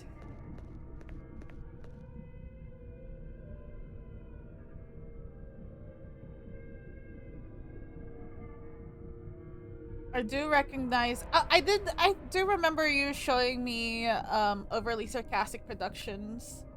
Saru. But yes, Snuff can show me, who it is. I'll take a gander.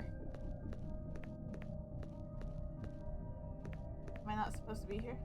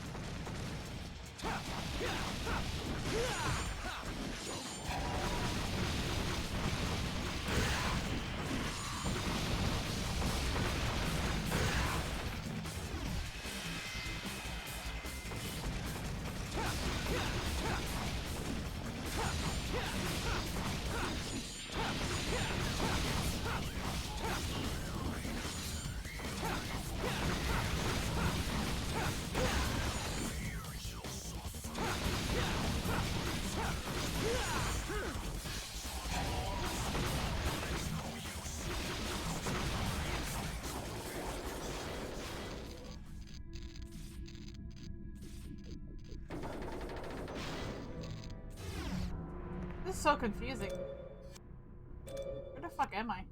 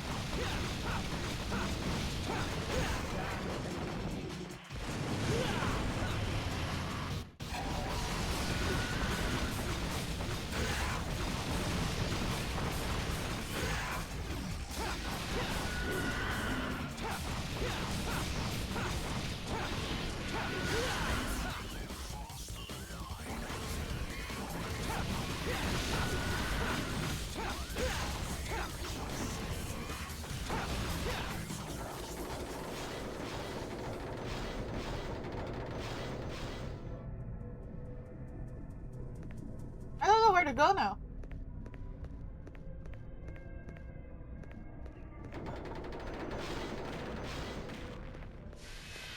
Oh, cool.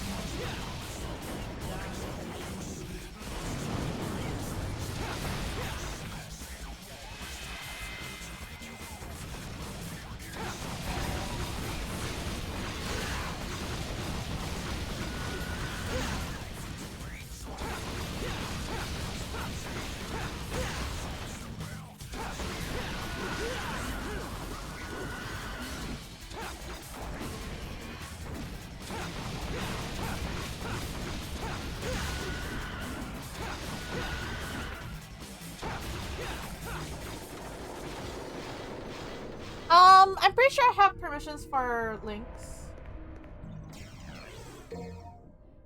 Just send it in and I'll take a look.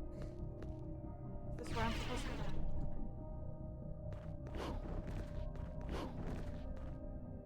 be? Okay. Let's pause and take a look at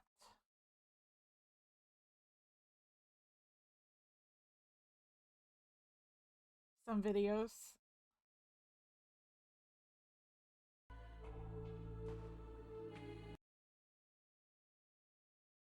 And get arrested by mods. The thing is, I don't have mods right now.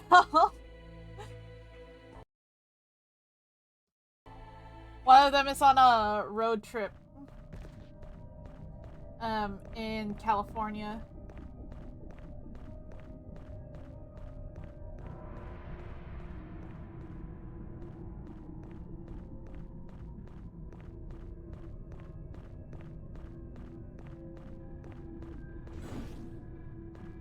Is this where I'm supposed to be?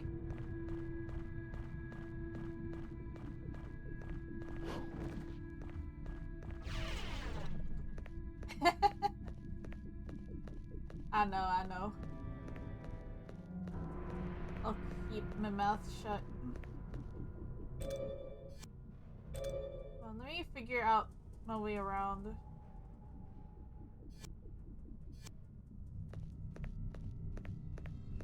that.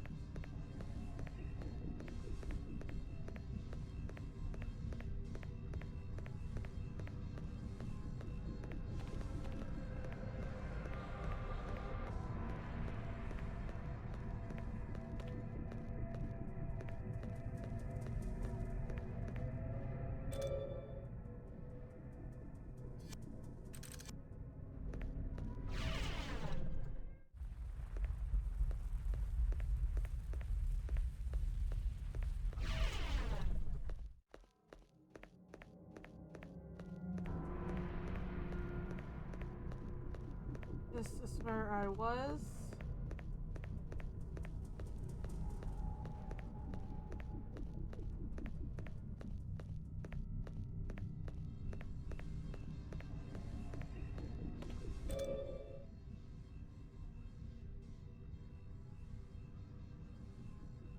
Oh.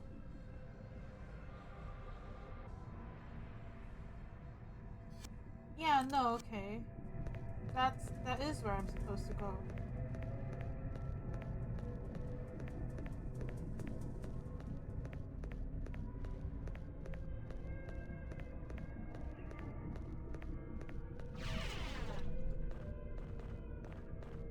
Sheriff of the chat.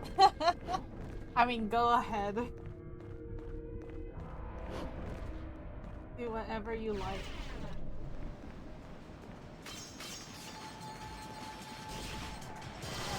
As long as you abide by the rules of my chat.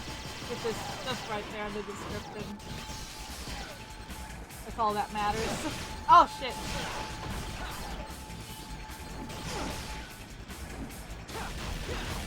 I plan on biting. Okay, after I finish this mission, we'll look at the story. Look into the Dante's Inferno stuff. I am very curious about it.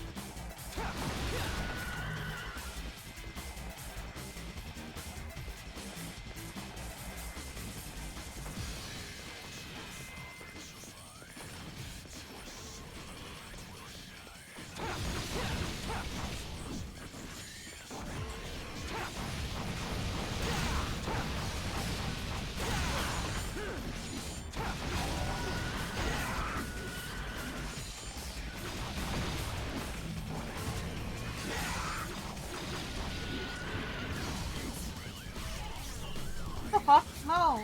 Go back, go back. Alright. Fun.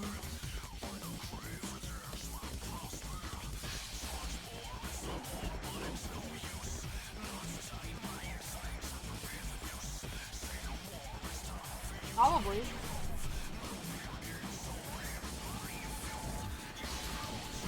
I don't even know where to go at this point. Because that area is blocked off.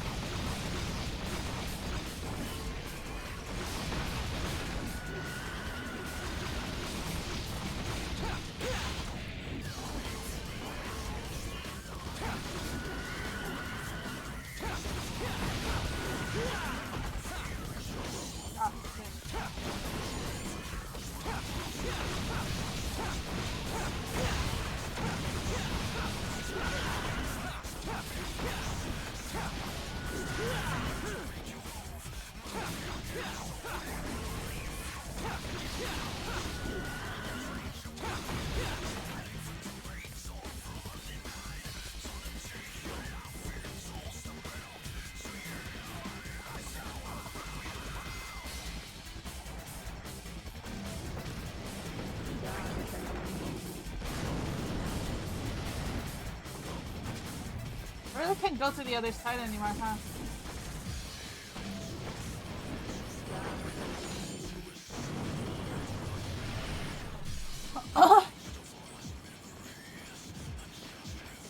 Okay, where the fuck am I supposed to go? Yeah, that's already blocked off.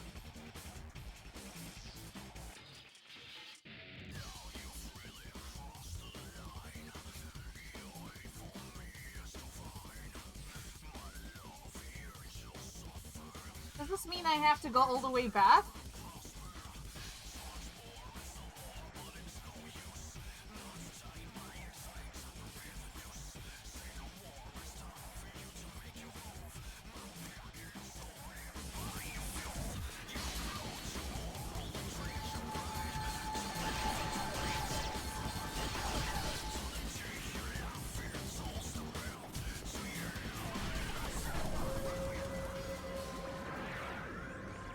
Oh, okay.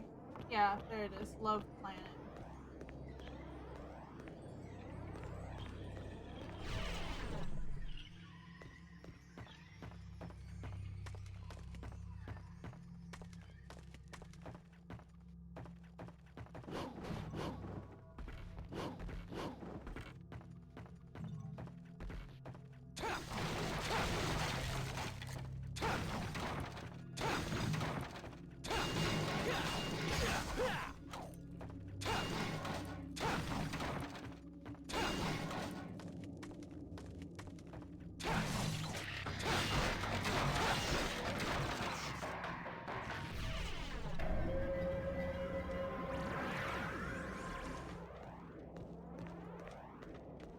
Was this where I'm supposed to go? No. It's this way.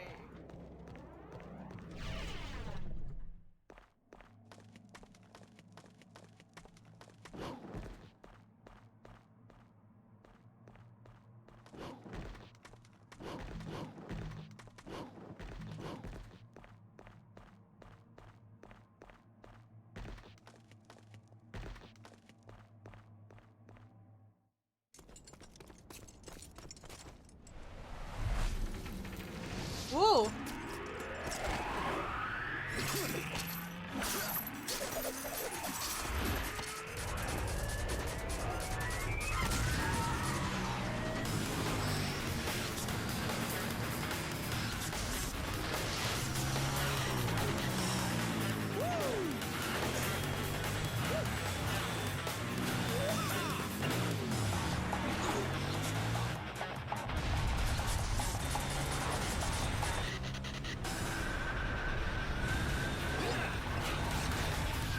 Cool guys doing cool things.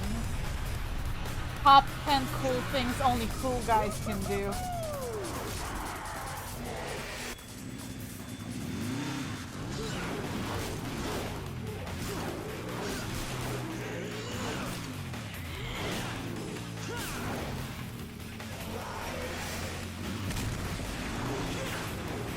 So sad that Dante's voice actor is now like a crypto-loving, AI-loving conspiracy theorist now. I'm the sheriff, so I can do this. I believe that you can. Because you're a cool guy who does the coolest, top 10 cool guy things. Yeah.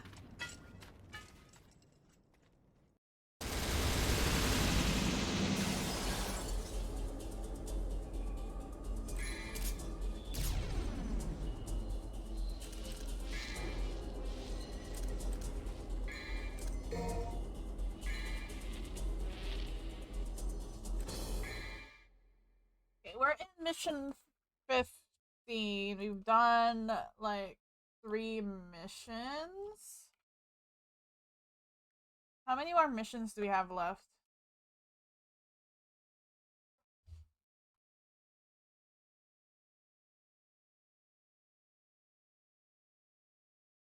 Five more? I think. Yeah, okay. 5 more. It's 5 more. But, oh, let's take a break. And we'll watch some stuff. wrap up next week. Hopefully we could wrap up next week.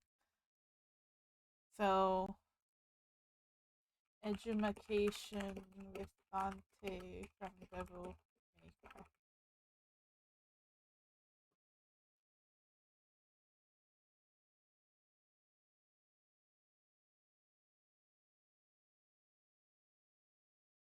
Let's see.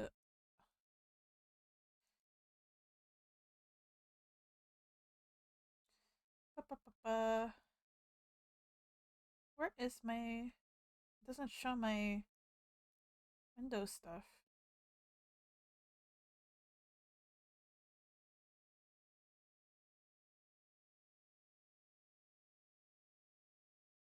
Okay.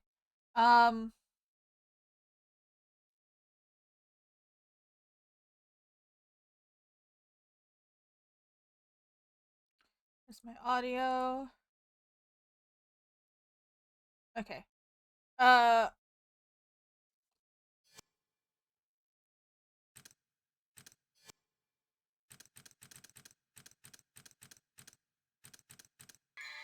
me save my game and then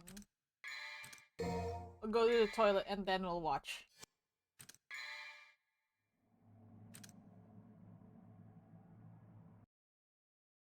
So 1 second.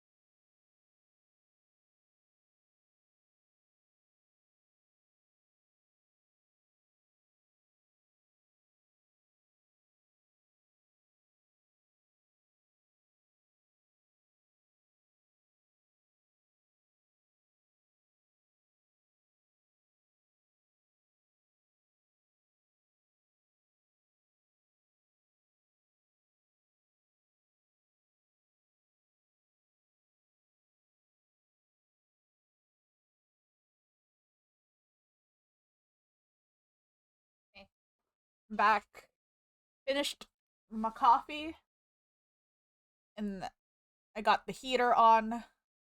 I can sit back and just watch some stuff.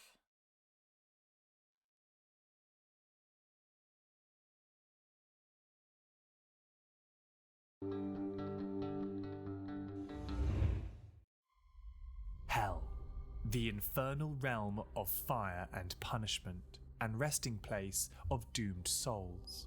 The greatest vision of hell comes from the epic Christian poem, Dante's Inferno.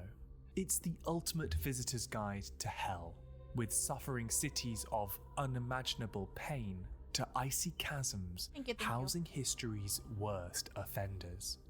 But what actually happens in Dante's Inferno? What does hell look like? And who lives at its centre? Let's journey through the Inferno, uncovering the horrors that await those who sinned against divine law. It's time to explore A Visitor's Guide to Hell, Dante's Inferno, explained.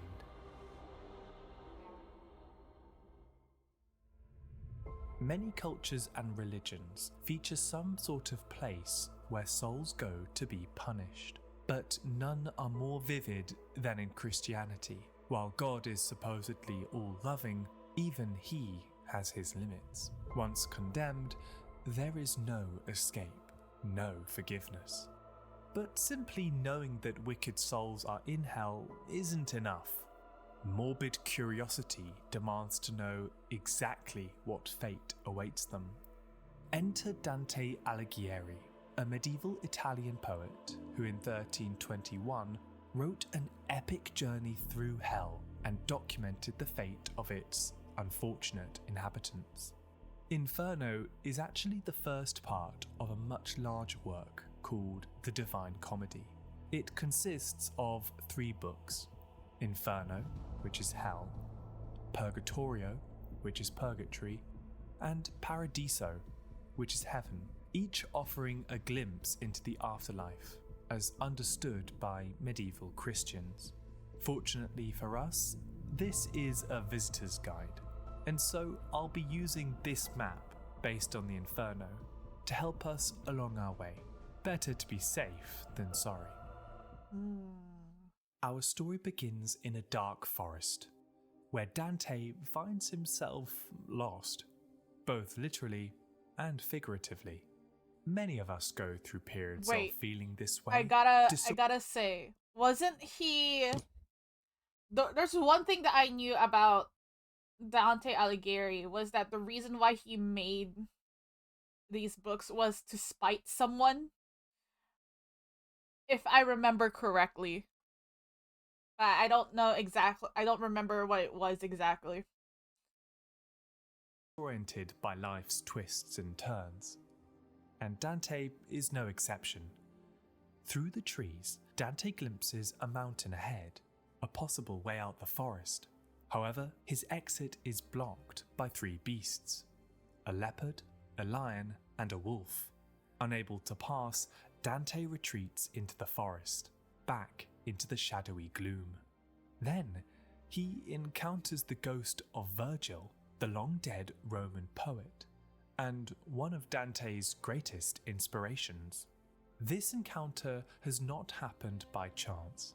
Virgil has been sent to Dante by Beatrice, Dante's long-departed beloved. Watching him from heaven, she has become worried about Dante's soul, and so has sent Virgil to guide him to the right path, ultimately leading him to paradise and back to her. The road ahead will be far from easy.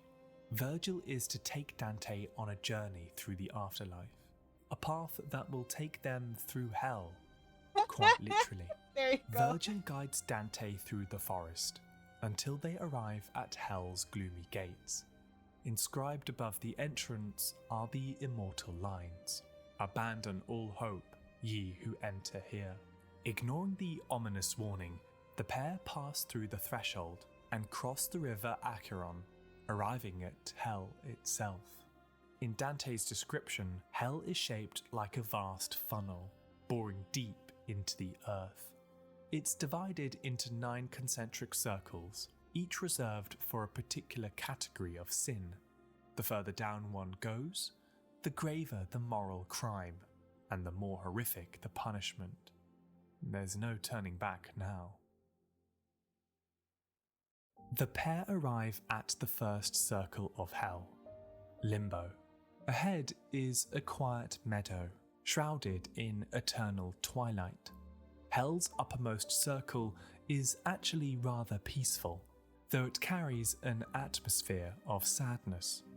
You see, Limbo is the home of the virtuous pagans, good upstanding people who unfortunately lived before the time of Jesus. They never had the opportunity to know God and are thus forever barred from heaven. Here, Dante encounters figures from antiquity, including classical philosophers like Socrates and Aristotle, as well as the Roman general Julius Caesar. There's a deep melancholy in the fate of those consigned to limbo, perhaps even a sense of injustice. Cheese. Despite having lived lives of wisdom and virtue, they are forever denied the joy and fulfillment of heaven. But alas, we must not linger. There's plenty more hell to see. Now it's time for the punishments to begin, with Circle 2, where all the horn dogs are at. Lust. Here dwells the souls of the adulterers, forever buffeted by violent and relentless winds. Just as they were carried away by their passions in life, they are now literally carried away by an unending storm in death. Here, Dante meets a woman named Francesca, who laments the story of her doomed love affair with Paolo da Rimini, her husband's brother, a relationship that cost them their lives and, clearly, their place in heaven. The lovers are now forever united, but in a cruel twist of fate, they are trapped within the hurricane of the second circle of hell. It's heartbreaking stuff, so much so that Dante faints out of pity. Dante continues and finds himself in Circle 3, Gluttony. This is the domain of those who overindulged in life, those who consumed and consumed without regard for their wastefulness. Drama queen. For now until eternity, the gluttons reside in a cesspit of slime and sludge, where sufferers are doomed to grovel endlessly in thick, putrid mud. To make matters worse, they are bombarded by icy rain. Their punishment is to wallow in the filth and waste born from their own excess. If all this wasn't bad enough, the place is also guarded by Cerberus, the terrifying multi-headed dog of Greek mythology. Fortunately, Virgil already knows a trick to deal with such a beast. He manages to pacify Cerberus by stuffing mud into its 3 mouths, allowing the pair to pass unharmed. So that's Limbo, Lust, and Gluttony. 3 truly gruesome destinations. But the worst is yet to come. Before we go any further, it's easy to forget an important question. Why was Dante writing about hell and the afterlife in the first place? I think this question has several answers. In Dante's day, the topic of sin and punishment was a major issue in the church. What happens to us when we die? What happens to us if we have sinned? To answer this curiosity, ideas around hell were becoming more and more sophisticated. Medieval art and literature often leaned into these vivid descriptions of hell, making it as gruesome as possible to deter people from sinning. It's one thing to say, "Thou shalt not commit adultery," but another to create an image of adulterers trapped in an eternal hurricane. Dante's Inferno is not just a reflection of the religious atmosphere of the time. It's also a reflection of, well, Dante. While we don't know Really everything does about love the the red poet, outfits, huh? we do know he was embroiled in a conflict between rival factions in his native city of Florence. He backed the wrong side, leading to his exile. He spent the following years wandering Italy without a city to call home. and one can imagine the bitterness that he must have felt, especially to those who wronged him. It was during this time Dante wrote Inferno, and was not one to shy away from putting people he disliked into his vision of hell. It's not just divine judgment, it's personal. You burn in hell. That was really. And you can see that in Circle 4, greed. Not to be confused with gluttony, which is about reckless consumption. Greed specifically refers to an obsession with wealth, whether through hoarding or wasteful extravagance. The damned souls here are condemned to a futile, eternal struggle, and are forced to roll massive boulders into one another in an endless cycle of conflict. Among their ranks, Dante tells us, are members of the church, clergymen who used their positions to amass wealth through church donations, rather than serving their flock faithfully. Dante makes it clear, no one is spared from hell's judgment, but especially those whom the poet himself disliked. Progressing deeper into the Inferno, Dante and Virgil arrive at Circle 5, Wrath. Here, the souls of the angry are perpetually fighting on the surface of the river Styx, wrestling in putrid, necrotic water.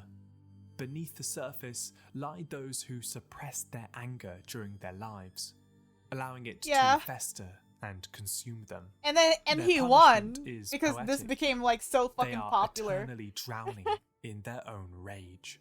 In this circle, Dante encounters someone familiar, Filippo Argenti, a former political rival. With a sense of dark vindication, Dante watches as the damned souls tear the man apart, and Dante revels in the suffering. Hey, no one said Dante had to be perfect. It's so fucking Virgil petty. and Dante's journey brings them to Circle 6, Heresy.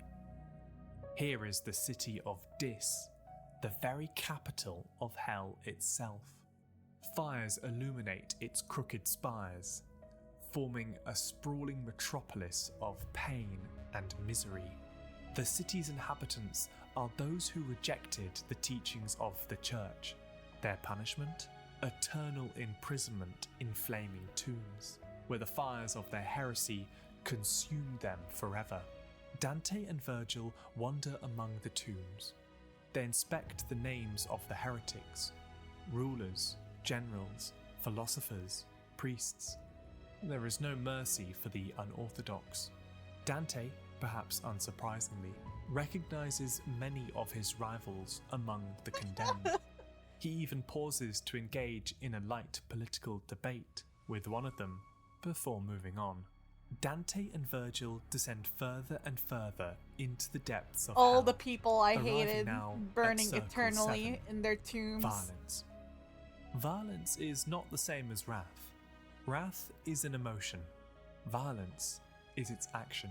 It can take many different forms, and so this realm is divided into 3 distinct parts.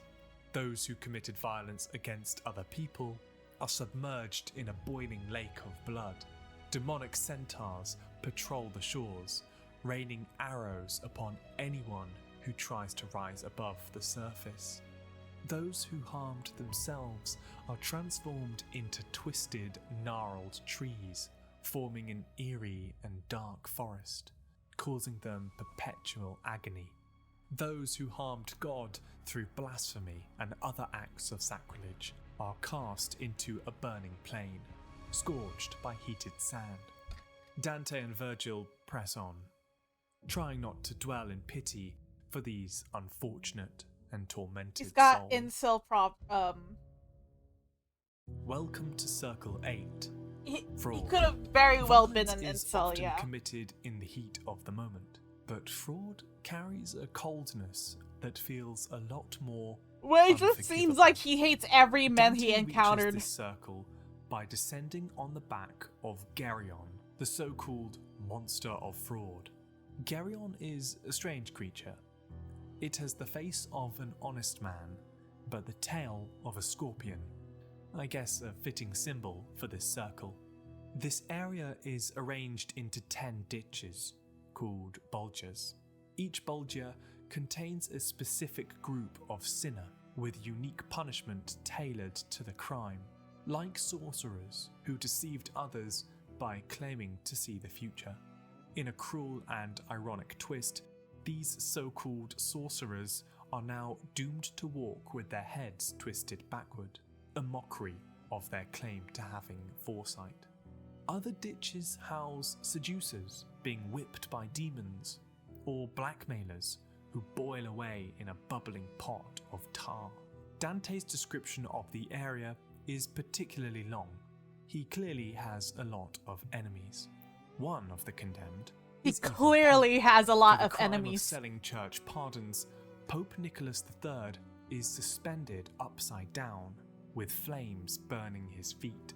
Dante assures us that the Pope of his time, Pope Boniface VIII, will surely follow. Crossing each of these ditches It's a on complete series narcissist. of bridges, Yeah. Dante and Virgil arrive at the base of the Circle of Fraud. Here lie the giants, creatures of ages past who rebelled against God and are now forever chained in the depths of hell. They guard the entrance to the 9th and final circle, the worst of all. Dante's journey through hell has taken him through swirling winds, infernal cities, and suffering untold. Now he finally arrives at his final destination. Circle 9. Treachery. The very base of hell houses those who betray the trust of others. I'm gonna go However, back. I had to it's turn on the very lights diff- really quick. Circle 9. Treachery. The very base of hell houses those who betray the trust of others. However, it's very different to the places we've seen so far. It's ice cold. Hell has quite literally frozen over, completely deprived of the warmth of God's presence. Dante proceeds across the frozen lake, passing the bodies of traitors and treasoners, some with their heads above the ice, others entirely entombed within it. At the very centre, something stirs. Something more dreadful than Dante has seen so far. The devil himself, the betrayer of God. He has 3 heads, each mouth endlessly gnawing on history's greatest traitors, Brutus and Cassius, the assassins of Caesar, and Judas Iscariot, who betrayed Jesus with a kiss. The creature of Satan in Dante's Inferno is a pathetic sight. This is no king of hell. He is a prisoner, frozen in the ice.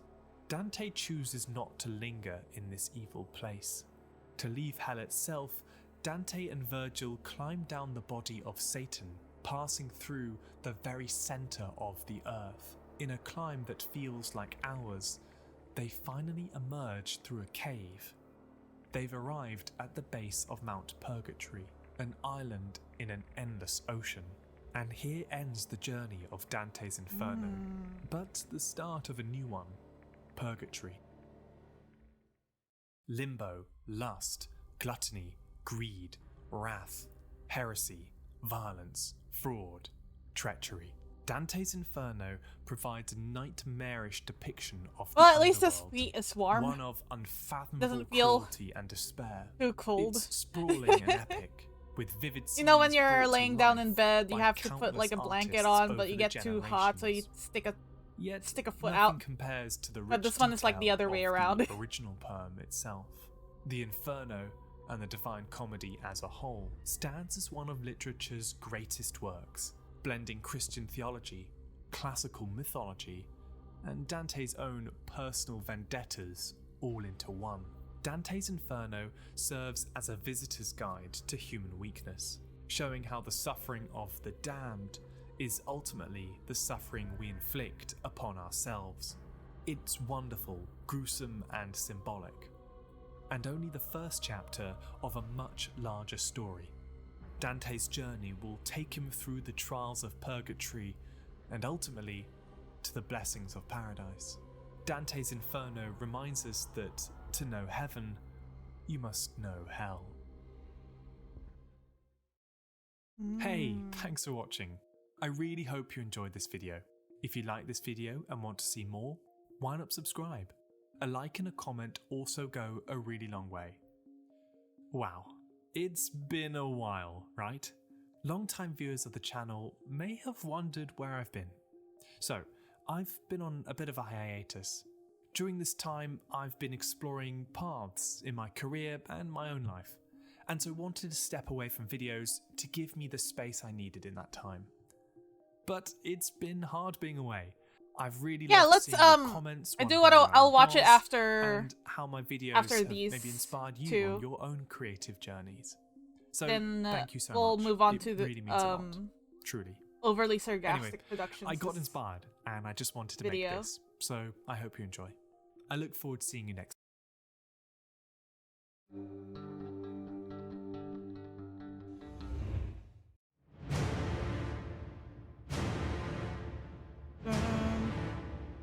You've heard of Dante's Inferno, but what about its often forgotten sequel, Dante's Purgatorio?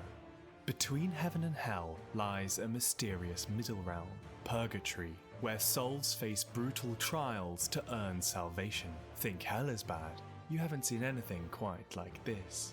But what actually happens in Dante's Purgatorio? Why is it so often overlooked? And what horrors await those seeking redemption? Let's ascend the mountain and uncover the 7 stages of Mount Purgatory. This is Dante's Purgatorio, the forgotten sequel to Inferno. The Forgotten? In many branches of Christianity, if a person is not quite evil enough for hell, but not quite good enough for heaven, they must be tested. To prove themselves, souls are taken to a place known as Purgatory. Think of it like a boot camp for the soul. Our most vivid description of this place comes from Dante Alighieri, a medieval Italian poet who penned his masterpiece, The Divine Comedy. It's a sprawling epic that documents the afterlife, from hell to heaven and everything in between. In Dante's Purgatorio, Purgatory is envisioned as a giant mountain, made up of 7 stepped terraces, each one designed to purge souls of a specific sin. On a quest to redeem his soul, Dante must pass through each level and reunite with his long-lost beloved Beatrice, who resides at the top of the mountain. He's had to endure literal hell to get here, but his greatest trial is yet to come. Fortunately, Dante's not alone. With him is the Roman poet turned afterlife tour guide Virgil. He is tasked to help Dante with the ascent. The only thing in their way is a vertical climb of sinners, suffering, and sword-wielding angels. What could possibly go wrong? Our story begins at the dawn of Easter Sunday, as Dante and Virgil arrive at the shores of Purgatory. Above them looms a vast mountain, far greater than any peak on Earth. According to Dante's description, Mount Purgatory is on an isolated island, surrounded by a vast and endless sea. Dante tells us that this sacred mountain lies somewhere in the southern hemisphere, directly opposite the holy city of Jerusalem.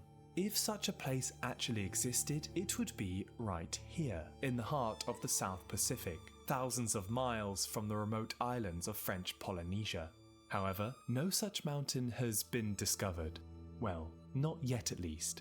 Dante is not at Purgatory, not quite yet. The place where he and Virgil are standing is known as Anti-Purgatory, a waiting ground at the foot of the mountain. Maybe it just- Anti-Purgatory houses like the the late Atlantic, repentant, it went those who only under remembered water. God at the point of death, after a lifetime of sin. Despite their last-minute confessions, they will not be let in so easily. Instead, they must wait for years before they're allowed entry, a period equal to the length of their lives on Earth.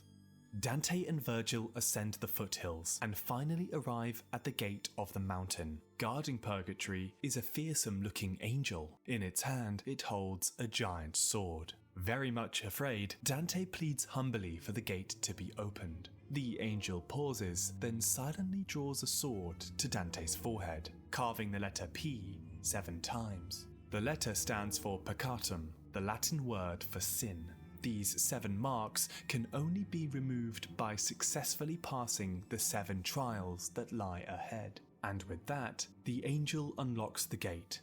Without hesitation, Dante and Virgil proceed.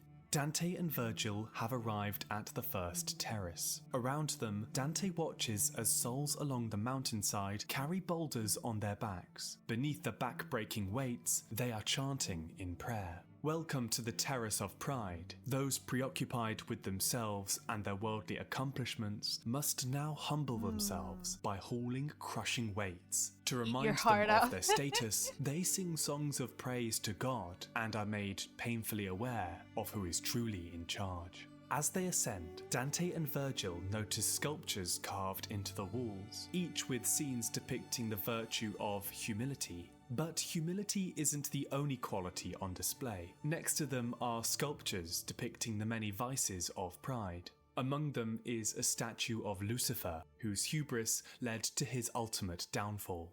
They like soon the hot approach statue another of gate, Lucifer. this time guarded by the Angel of Humility. With an unnerving air of all-knowing, the angel brushes its wings along Dante's forehead, removing the first letter from his brow.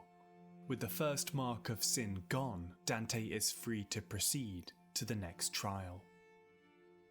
On the mountainside ahead lies a group of bodies huddled together. They are clothed in rough, coarse cloaks. Beneath their hoods, Dante is horrified to see that their eyes are sewn shut with wire. This is the trial of the envious, reserved for those who coveted what others possessed. Among them is Sapia Salvani. She confesses to Dante that in life, her envy towards her fellow townspeople ran deep. So much so that she rejoiced when her home city of Siena fell in battle. Though she later repented and turned to God, she is consigned to purgatory, where she must atone for her past sins. Leaving Sapia to her unenviable position, Dante proceeds to the next gate, guarded by the Angel of Charity. As before, the being regards Dante carefully, its eyes looking through his soul as if it were glass. Satisfied with Dante's lack of jealousy, the angel erases another P from Dante's forehead. So Dante already notices that he's walking more lightly, a sign that the power of sin is beginning to lose its hold in of him. Inferno, But they all of still the people have a that he long way hates to go. No sooner is as burning they in arrive hell. at this terrace, In purgatory, Dante and Virgil are choked he's literally by thick, gassing black himself up smoke. like, yep, Staying close I'm along so, the walls for direction, like, I'm the pair so are guided sinless by sounds of that even the hymn angels and of prayer God, ahead. This like, is the terrace of the wrathful, where souls who agrees were once that clouded I'm by anger all must good now to go atone to by heaven. living in literal clouds of smoke. Dante calls out in the fog and is met by a familiar voice, a man called Marco Lombardo, a learned man. Lombardo engages Dante in a brief philosophical debate. Do we truly control our actions, or are we shaped by our environment? Lombardo is a believer in free will, the idea that we are responsible for our actions and their consequences. Yet he admits that many live lives chasing pleasure, and so require strong leaders to uphold moral order. Having already seen the inhabitants of hell, Dante finds such leadership lacking in his time. But politics must wait, for through the clouds, an angel approaches and calmly removes a mark of sin. So far, Dante has passed through the terraces of pride, envy, and wrath. These sins have not been plucked at random. Pride, envy, and wrath are 3 of the 7 deadly sins. In purgatory, these sins are to be cleansed, all in rather gruesome ways. Many people have asked, why is purgatory so brutal? The answer lies in the medieval concept of penance. Repentance often involved acts of sacrifice, physical expressions of regret, and pleas for forgiveness. While some performed penance through prayer or donations to the church, others practiced self-flagellation, whipping themselves publicly to mirror Christ's suffering. This medieval tradition provides the theological basis of purgatory. Dante was living in a time when Christianity was a little more hardcore than today. Faith demands sacrifice, and salvation was something to be earned through suffering. Hey, no one said getting into heaven was easy. That's 3 deadly sins down: pride, envy, and wrath. Each painfully cleansed, but 4 more remain. The next terrace is a strange one. Around Dante and Virgil, people are sprinting ceaselessly, caught in an endless cycle of exhausting activity. This is the trial of the slothful, those who, in life, lacked commitment and allowed distractions to rule them. Now they are forced to learn the true meaning of effort. Their punishment is to live in perpetual motion, to relentlessly burn away their sin like calories. Preoccupied with their tasks, none have the time to speak with Dante, and so he and Virgil press on towards the exit. There, the Angel of Zeal awaits. All right. Seeing the effort Dante has Also gone through fucked. to get here, it removes the 4th letter from Dante's forehead. Arriving at the 4th terrace, Dante encounters an uncomfortable sight. People lying face down, eyes fixated on the ground, their bodies strewn along the landscape. This is the trial of greed, where souls purge their obsession with wealth and power by meditating on the futility of worldly possessions. Among them, Dante recognizes a surprising figure, Pope Adrian V. It may be surprising to find a pope here, but the Divine Comedy is filled with figures Dante had personal grievances against, including many of his political and religious adversaries. In placing Adrian V among the greedy, Dante makes a criticism of the immense power and wealth accumulated by the medieval church, something he viewed with deep skepticism.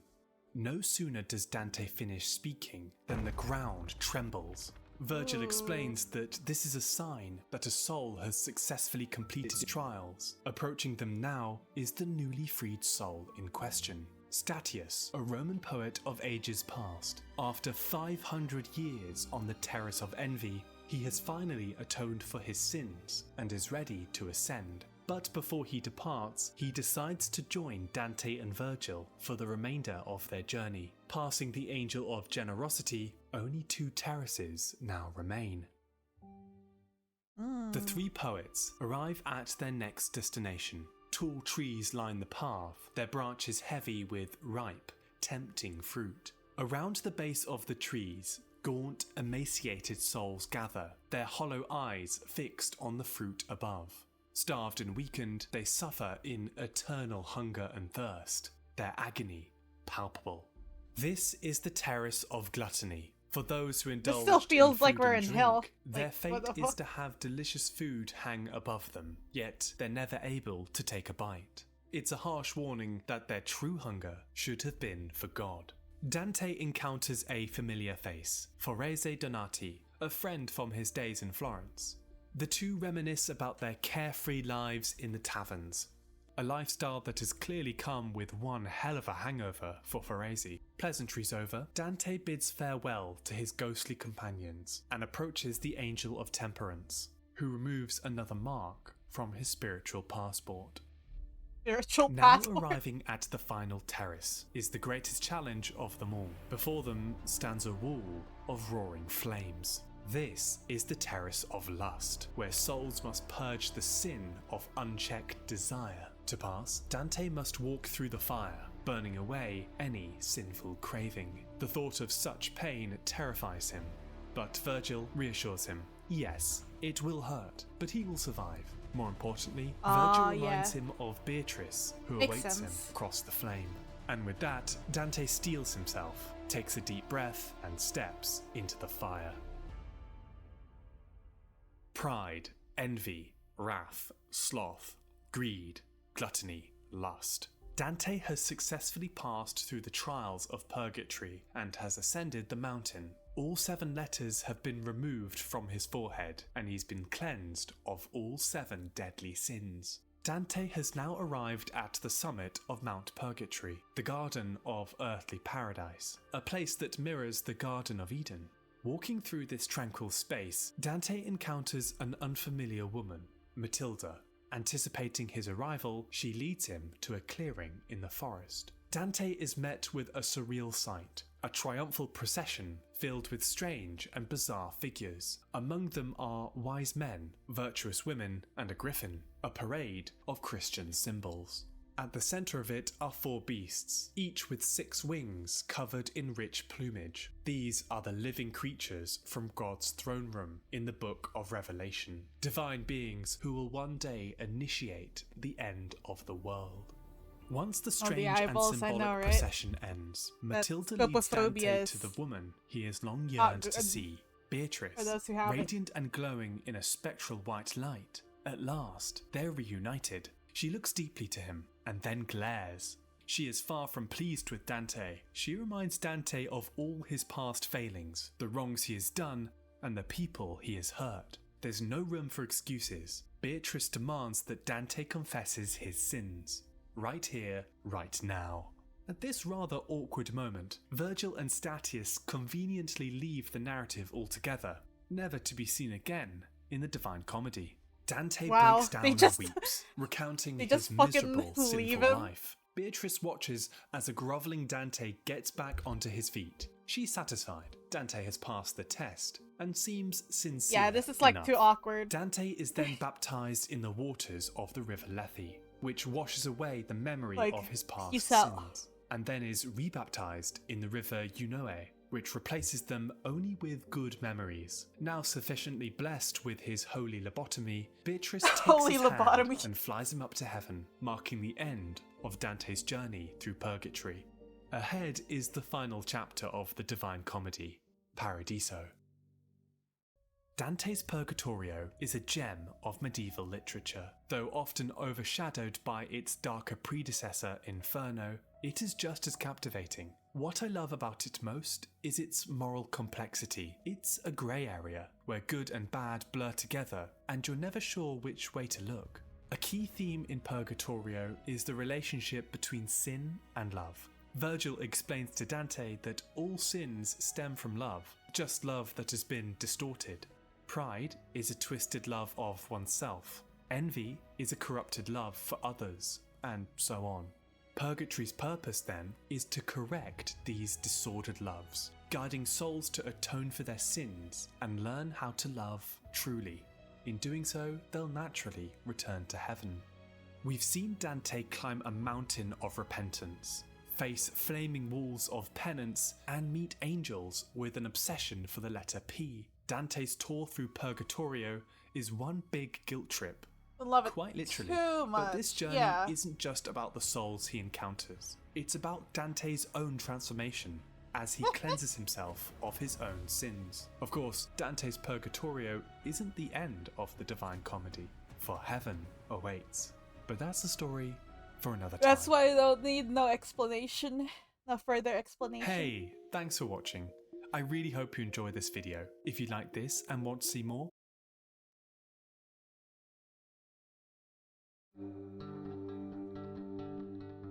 this one is a lot shorter. Heaven, pearly gates, clouds, and friendly angels. Paradiso is literally maybe the real heaven is the friends we made along the way. For that, look no further than Dante's Paradiso, a sequel to Dante's Inferno. It's an epic journey through heaven and its 9 sacred realms. Why does it look like a According butthole? to this version, heaven is inhabited by souls of history's most famous, frightening angels beyond human comprehension, and whatever this is. So let's journey through Paradiso and explore the map of heaven as envisaged by Dante. In Christianity, those who have lived a good life ascend to heaven. Something you may be surprised to learn is that the Bible doesn't say much about what actually happens for those who get there. Instead, it's left to our imagination. And one Italian poet took this as a challenge. In 1321, Dante Alighieri finally released his epic masterpiece, The Divine Comedy. It's a whirlwind tour through the Christian afterlife and an inventory of those who live there. In the two previous installments, Inferno and Purgatorio, Dante travels through the depths of hell and ascends the mountain I of mean, Purgatory. let's be real. And now, finally, the throughout glory the of Middle paradise Ages awaits. According to the poet, and heaven is everything, made up there's of 9 so many concentric Bible rings, fanfic and each one fan art. That's corresponding the to a basis different of every type fan virtue. creation. What's more, many of these heavenly Since the realms Bible are came to be. actually real Let's be bodies real. in our Oh, solar I'll be system, right back. and like any good sci-fi,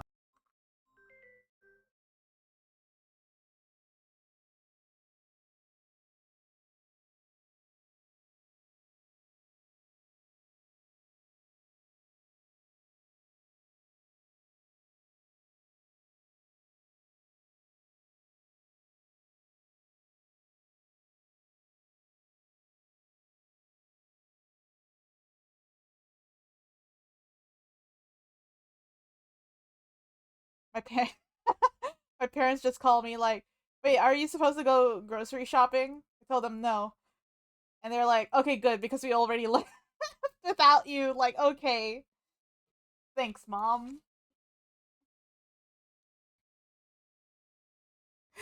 Passed out during DMC and woke up to the Divine Comedy. I mean, this is technically still DMC if you think about it.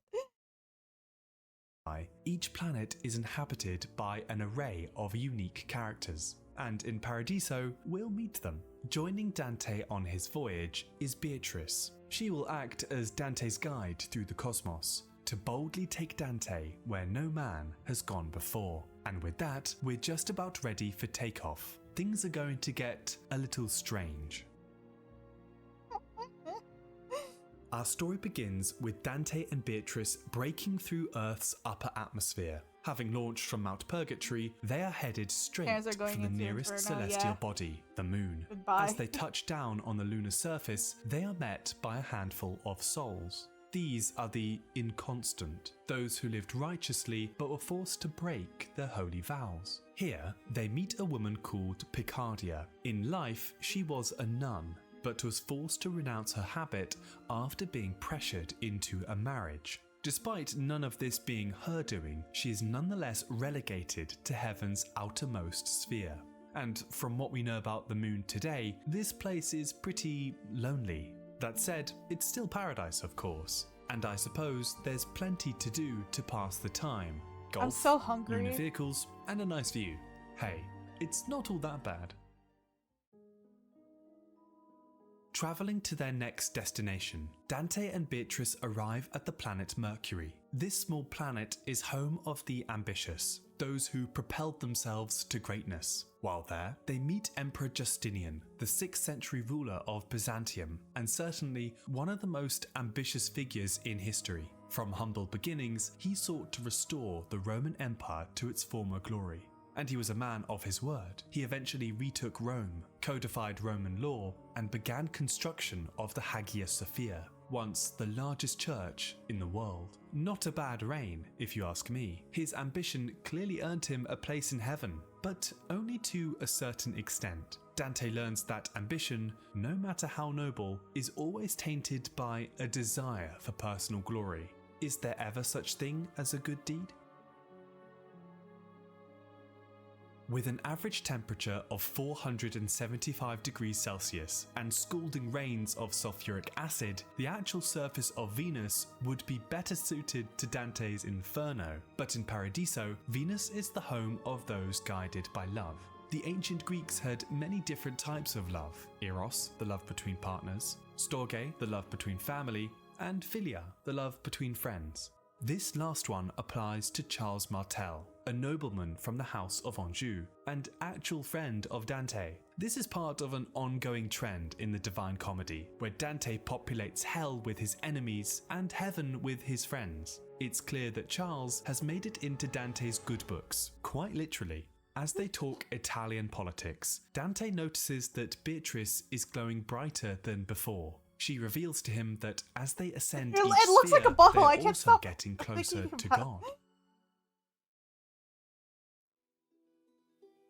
Dante and Beatrice travel higher into the heavens, buy leaving behind some the chips. spheres touched by Earth's sinful shadow. They now arrive at the sun, a realm of pure golden light. It's the home of the wise. Among the luminaries is St. Thomas Aquinas, the legendary theologian of the Catholic Church, and a key figure in medieval philosophy. He is perhaps best known for writing the Summa Theologica, a compendium of Christian teachings exploring everything from predestination to whether angels can communicate telepathically. Thomas Aquinas' writings clearly inspired Dante, and you can see this when reading Paradiso. Alongside each description of heaven are dense theological discussions between Dante and Beatrice.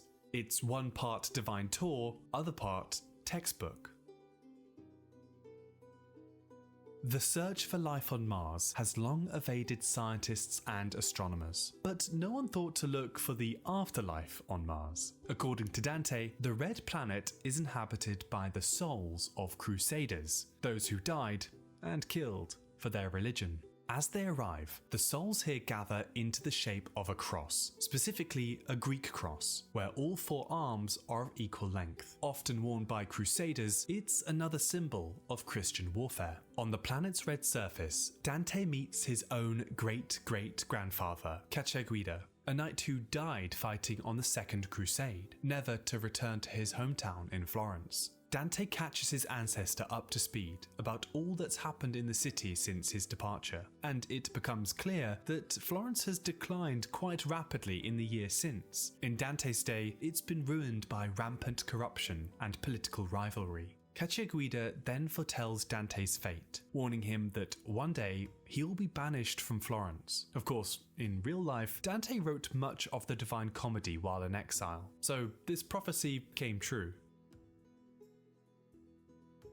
The pair arrive now at the King of Planets, Jupiter, the realm of noble rulers who upheld justice. Here, Dante and Beatrice witness another celestial display. The souls of the just arrange themselves into the shape of an eagle. This strange amalgamated creature is a living mass of kings and queens, fused into a singular cosmic entity, a symbol of ancient Rome.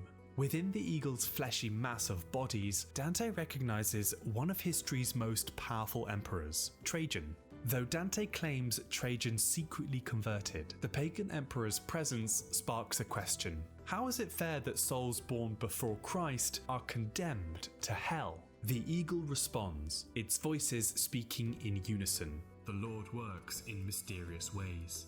Fair enough. Just like this eagle is a horror beyond human comprehension, divine justice is also beyond human comprehension. After chatting with the eagle, Dante's focus again shifts to Beatrice, who is now shining more brilliantly than ever, another sign that they're drawing closer to God. Reaching further out into the cold depths of the solar system, Dante and Beatrice arrive at Saturn, the realm of the contemplatives. Here, Dante encounters monks and hermits, souls who devoted their entire lives to prayer and meditation. Unlike the previous spheres, where hymns and music filled the air, there is an eerie silence to Saturn. No one sings, should they disturb the deep, meditative peace. Of course, that would mean that the only sound present would be the sound of the planet itself. Ooh. These eerie, otherworldly sounds are radio waves generated from the planet, an unusual choice for concentration music, if you ask me. As they prepare to make their departure, a golden ladder descends from above. Dante begins to climb and ascends to the higher celestial realms.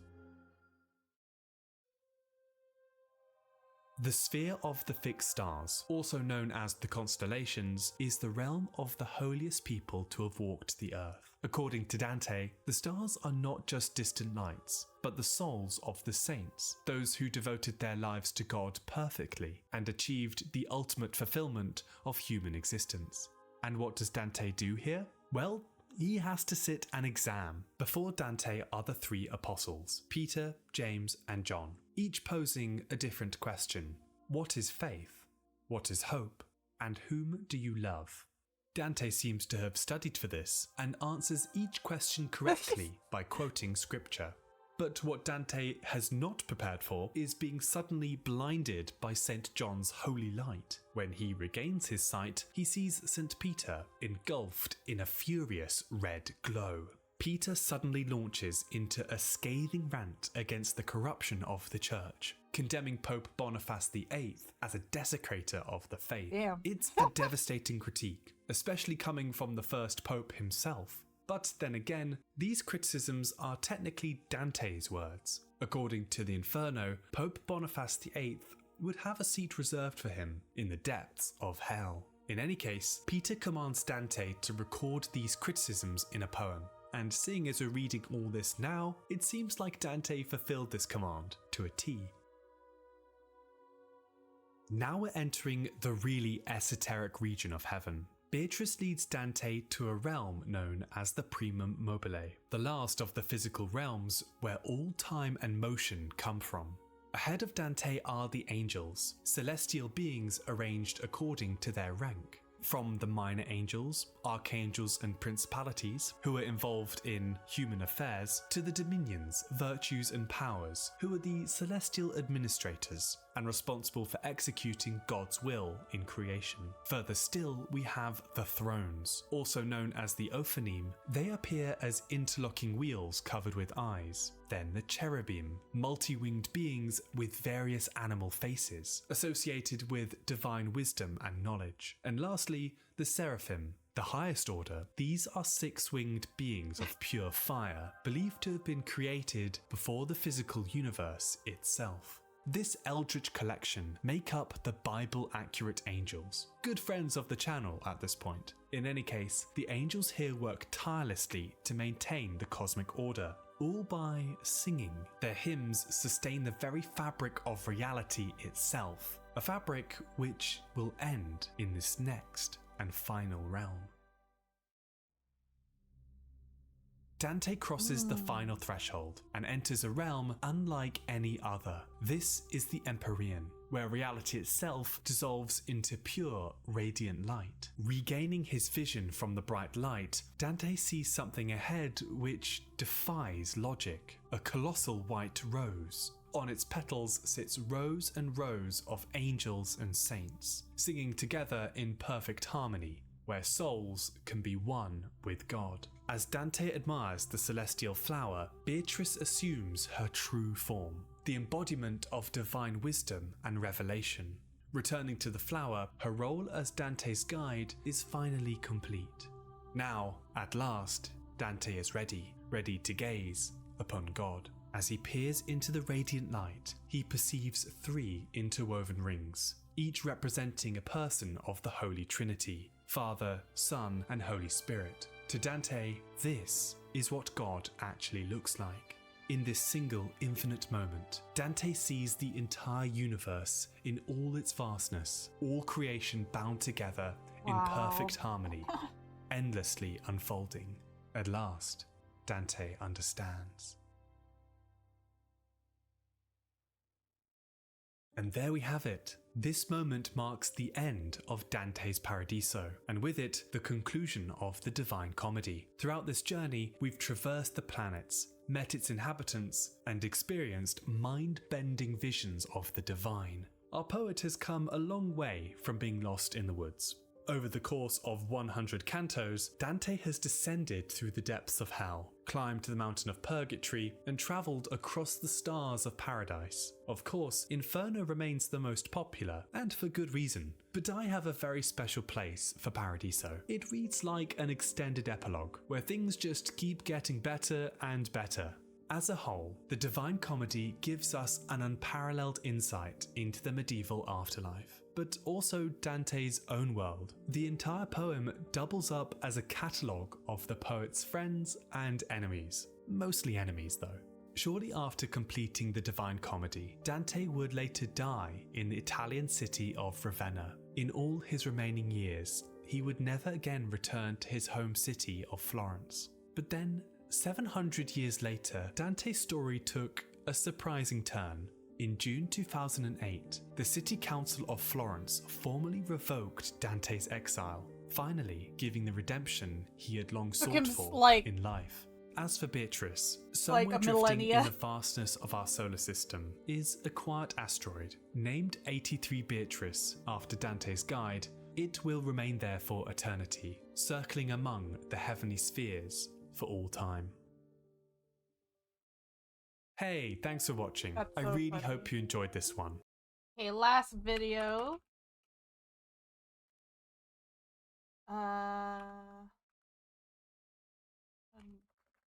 Productions.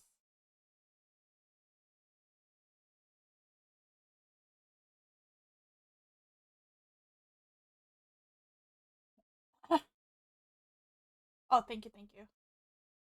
Heaven and hell have long fascinated writers, poets, and all us other Classic summarized. We love a summarization. Inferno. There's Purgatorio. Did we have? Oh, it's just only. There's no Paradiso. That's fine.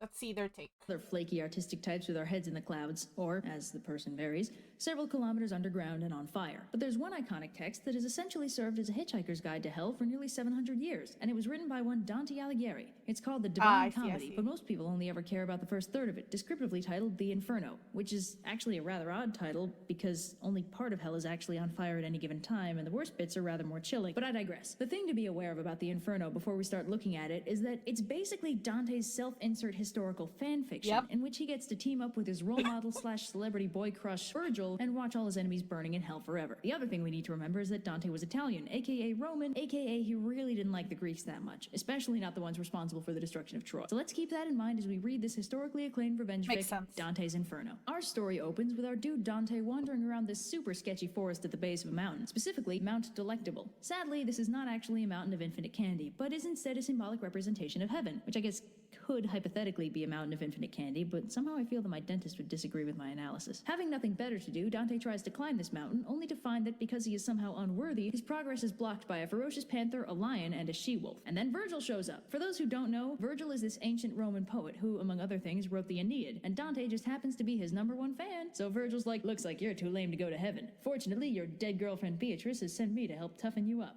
And Dante's like, Virgil senpai, I'm your biggest fan! Oh my So God. Virgil leads Dante away from the mountain and down into a one-on-one guided tour of hell. First, they come to a gate with a long, complicated inscription that ends in the now iconic line, "Abandon all hope, ye who enter here." So Virgil's like, all right, Dante, welcome to hell. And Dante's like, hey, why do I hear so much screaming? And Virgil's like, I said welcome to hell, idiot. What part of that was unclear? So hell is, unsurprisingly, pretty intense. There's dudes getting bit by bugs, stung by hornets, all that good stuff. And we're not even in the real hell yet. Dante and Virgil have to be ferried across the river Acheron before they even enter the first circle. So they get to the river Acheron, where grumpy boatman Charon takes them over the river into hell proper in a very awkward ferry ride, where Dante gets to be the only living dude in a boat full of dead folk. On the way over, Dante passes out from the awkwardness and wakes up on the other side of the river, in the first circle of hell. So the first circle of hell isn't really hell either, it's more like diet hell. It's officially called limbo, and it's where all the souls whose only crime is a distinct lack of Christianity end up. Virgil mentions that back in the day, the Big J himself came down and airlifted some worthy souls up into heaven. Anyway, Dante and Virgil continue on their merry way and run into a welcoming party of 4 other famous poets: Homer, Horace, Ovid, and Lucan. A veritable dead poet society, you could say. Anyway, Dante gets to hang out with all the cool Real. kid poets, just like he's always dreamed. Almost seems like wish fulfillment, huh? Also chilling in limbo are a bunch of heroes from classic Roman history, including Hector, Aeneas, Caesar, and a few others. So Dante and Virgil move on from limbo and arrive at the second circle of hell, which is guarded by King Minos, who judges every soul that enters. Luckily, Virgil is Dante's get into hell free card, so he avoids the judging eyes of Judgy McJudgeface and gets to enter the second circle freely.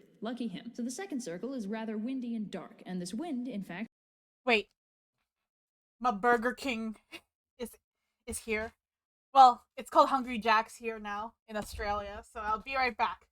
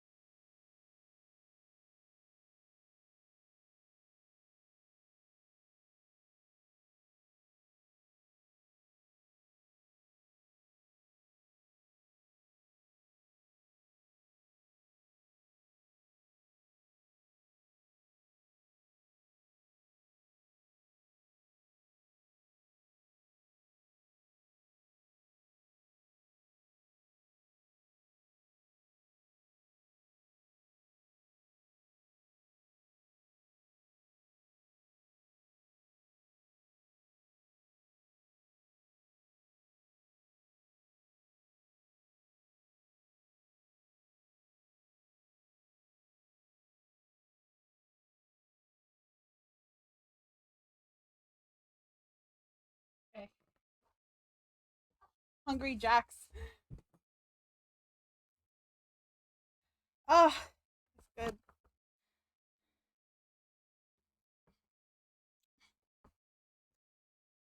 Thank you. I do a mini mukbang, but my desk is a mess right now, so Is the punishment for those souls in the second circle who are sent there because of their lustfulness. So, unsurprisingly, it's filled to the brim with some of history's sexiest ladies, along with Paris and Achilles for some reason. Yeah, I'm not gonna lie, of all the potential eternal punishments someone could suffer, I'd say rooming with Cleopatra and Helen of Troy forever is hands down the one I'd pick. So Dante faints again because, as previously stated, the dude's a total wimp. Although he wakes up shortly thereafter, and they head off to the third circle, where it rains all the time as a sort of environmental punishment for gluttony.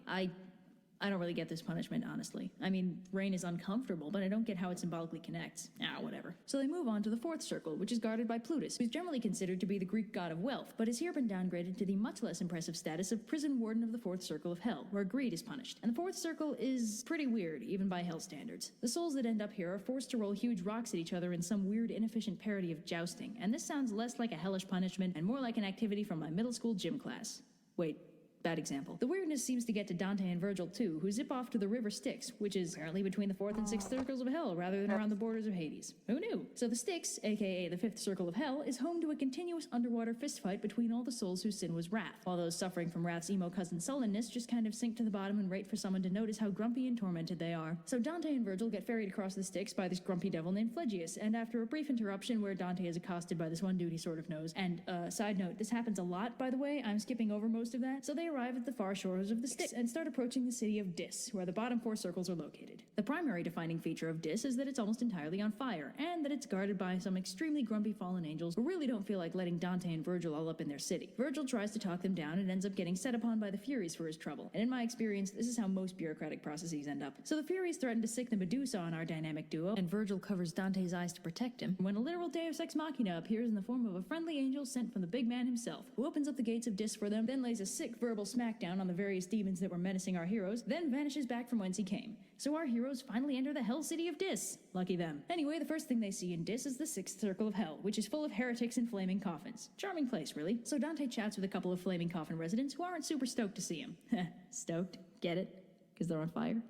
I'll see myself out. So at this point, they're nearing the bottom levels of hell, so the circles are getting a lot smaller and closer together. And Virgil warns Dante that they've also entered the bad neighborhood part of hell, and from this point forward, he shouldn't make eye contact or talk to any of the souls he sees. Virgil also explains that the seventh circle is reserved for the violent, which is a staggeringly broad category, as it includes people who defy God by blaspheming or defiling nature. And yes, I choose to interpret defiling nature as a broad category including, but not limited to, littering. Anyway, Virgil and Dante run into the Minotaur, who inexplicably guards the seventh circle and is even more inexplicably sporting about letting them pass. And it's not just the Minotaur, the seventh circle is overall actually pretty cheerful from the get-go, full of friendly centaurs who aren't even being punished for anything. They're holding down stable jobs now, and all they have to do to get that monthly paycheck is to shoot arrows at any unfortunate souls that manage to escape the boiling river of blood.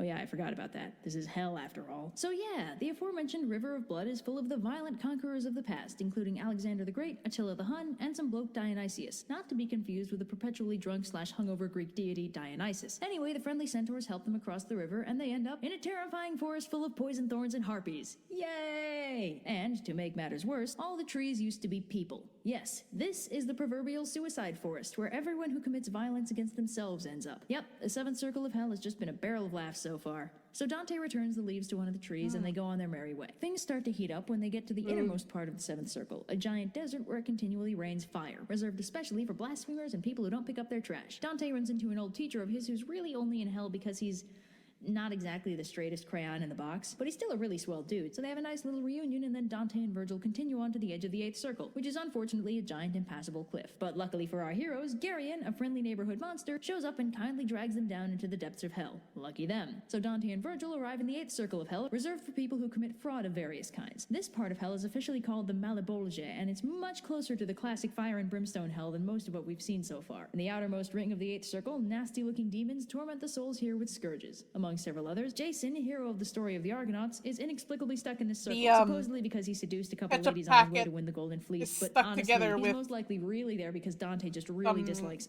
all Greek heroes. Like, all syrup. of them. More on that later. Farther into the circle is reserved for people who sell religious positions for money. There's a word for that, but who cares? Where such sinners are unceremoniously dumped headfirst into holes and have their feet set on fire. Here, Dante encounters a former pope, who immediately accuses two other still living popes of also being guilty of his crimes. One could almost get the impression that Dante didn't like these popes all that much, having consigned them all to hell in his personal self-insert historical crackfic. Onwards and upwards, or maybe downwards, to the next part of the 8th circle. The sinners here are all sorcerers, astrologers, and false prophets, and everyone here has been punished by having their heads twisted around backwards. Dante's like, no, how horrible, and Virgil's like, boy, how dare you pity dead dudes, they wouldn't be here if they didn't have it coming. And in this part of hell, we find yet another of our favorite Greek heroes, in this case, the prophet Tiresias, who, for the crime of being blessed with the gift of prophecy by Apollo himself, has had his head snapped backwards forever in the 8th circle of hell. Am I the only one who finds this stunningly unfair? Next, Dante and Virgil come to a lake of boiling tar, reserved exclusively for that special wicked breed of man. Politicians. This part of hell is guarded by a nasty breed of demon called the Malebranche, one of whom pops up unexpectedly That's not and drops fair. a If politician you're like, into the tar lake, scaring Virgil so and basically, if terrifying you're, if you follow any Greek gods, you're in hell immediately. But I guess the whole thing about God is that he is a very jealous God and would not like you. What's it called? He said it time and time again in the Bible that he does not want you to worship any other god other than him. So, in a way, yeah, it makes sense. Poor Dante. Virgil makes Dante hide, but then goes out to try and persuade the demons to let them pass, which they do, and they even offer to guide our intrepid duo across the tar lake. On the way, Dante encounters various politicians he especially dislikes, which the Malebranche are kind enough to pull out of the tar lake so they can talk to him. Of course, being demons, the Malebranche take the opportunity to shred the unfortunate politicians with tooth and claw, and unfortunately, one such politician escapes and dives back into the boiling tar, and when the demons try and grab him again, they get stuck themselves. Hilarious, right? It's classic routines like this that make this text such a classic comedy. So Virgil and Dante try and sneak away from the now pissed off demons, but they don't get that far before the Malebranche decide that the politicians' escape was somehow Dante's fault and start pursuing them. Virgil scoops up Dante and slides out of danger into the next part of the 8th circle, where the hypocrites go when they die. Everyone here gets to wear a big fancy gilded lead cloak forever. Get it? Because it's symbolic of their worthlessness?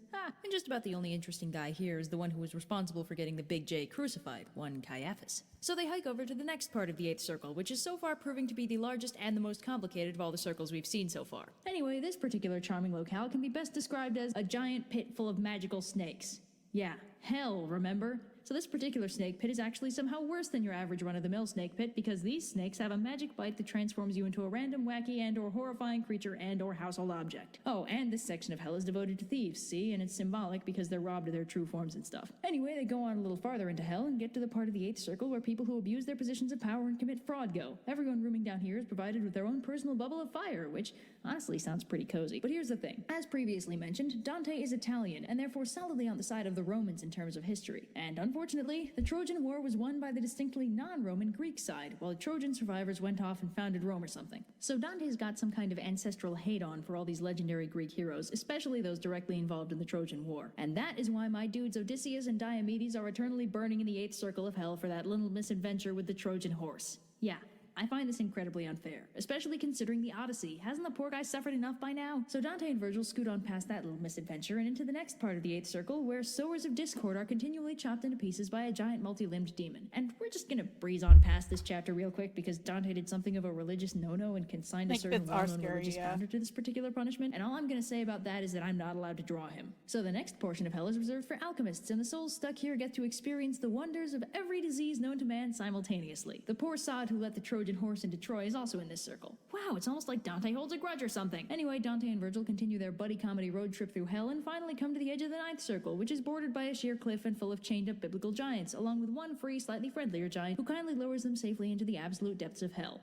Lucky them. Now, the 9th circle is reserved for the absolute worst of humanity, which by Dante's standard means that this is where the traitors get to chillax for all eternity. And I mean that literally, as the 9th circle is a huge frozen lake named Kokitos, which is actually supposed to be one of the rivers in Hades, but whatever, we never asked for mythical authenticity. The various traitors they encounter are mostly frozen up to their necks, although as they get closer and closer to the center of hell, the souls are embedded deeper and deeper into the ice. So the conversation kind of dries up as they approach the very lowest point in hell. And who should they find there but Lucifer, the big guy himself, the head honcho of hell, frozen up to his nips in the ice.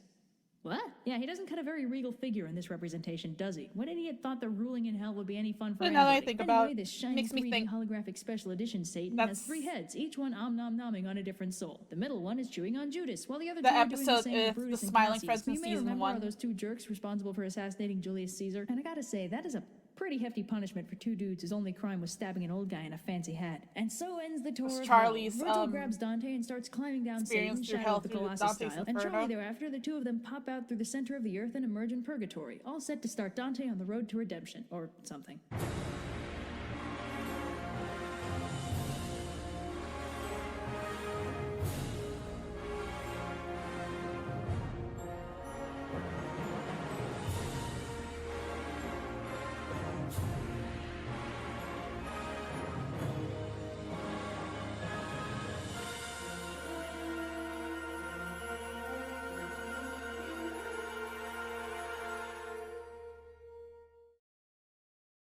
Ah! Hold on.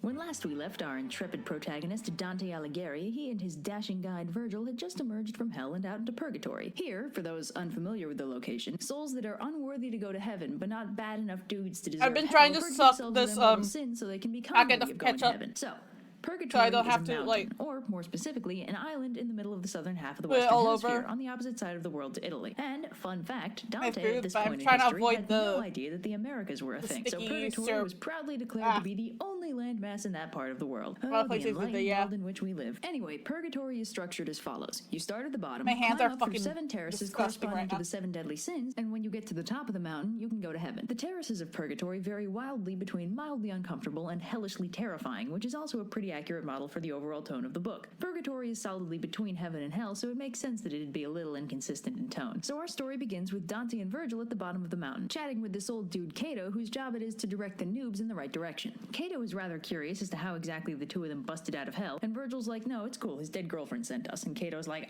young love, and lets them through. While they're there, a boat full of new dead dudes show up, and, Purgatory not being burdened with an overabundance of road signs, the new guys immediately get lost. Cato's like, pardon me, duty calls, and starts herding them in the right direction, so Dante and Virgil move on to the lowest part of Purgatory, specifically Ante-Purgatory, where the people who weren't quite Christian enough to go to heaven have to wait another lifetime's worth of years before they can advance up the mountain to the first terrace. It's boring, but at least it's pretty. Dante and Virgil chill out with this dude Sordello, who's a Mantuan just like Virgil. Sordello tells them that Purgatory has only one rule, and it's not don't talk about Purgatory. It's impossible to climb the mountain when the sun goes down. You can only advance through Purgatory during the day. So Dante and Virgil spend the night in this gorgeous valley in Ante-Purgatory where all the souls sing Kumbaya or whatever. And the next morning, Dante wakes up at the gates of Purgatory proper. According to Virgil, as soon as the sun rose, some angelic lady showed up and carried the sleeping Dante up here. Hey, easier than walking. Anyway, the gate is guarded by an angel who takes his big honking sword and uses it to carve 7 P's into Dante's forehead, 1 for each terrace. That is hardcore. Dante should be on an album cover. Anyway, as he climbs through the mountain, the P's will be erased one by one as he passes through the terraces. See, it's symbolic of him losing his sins as he climbs up to heaven and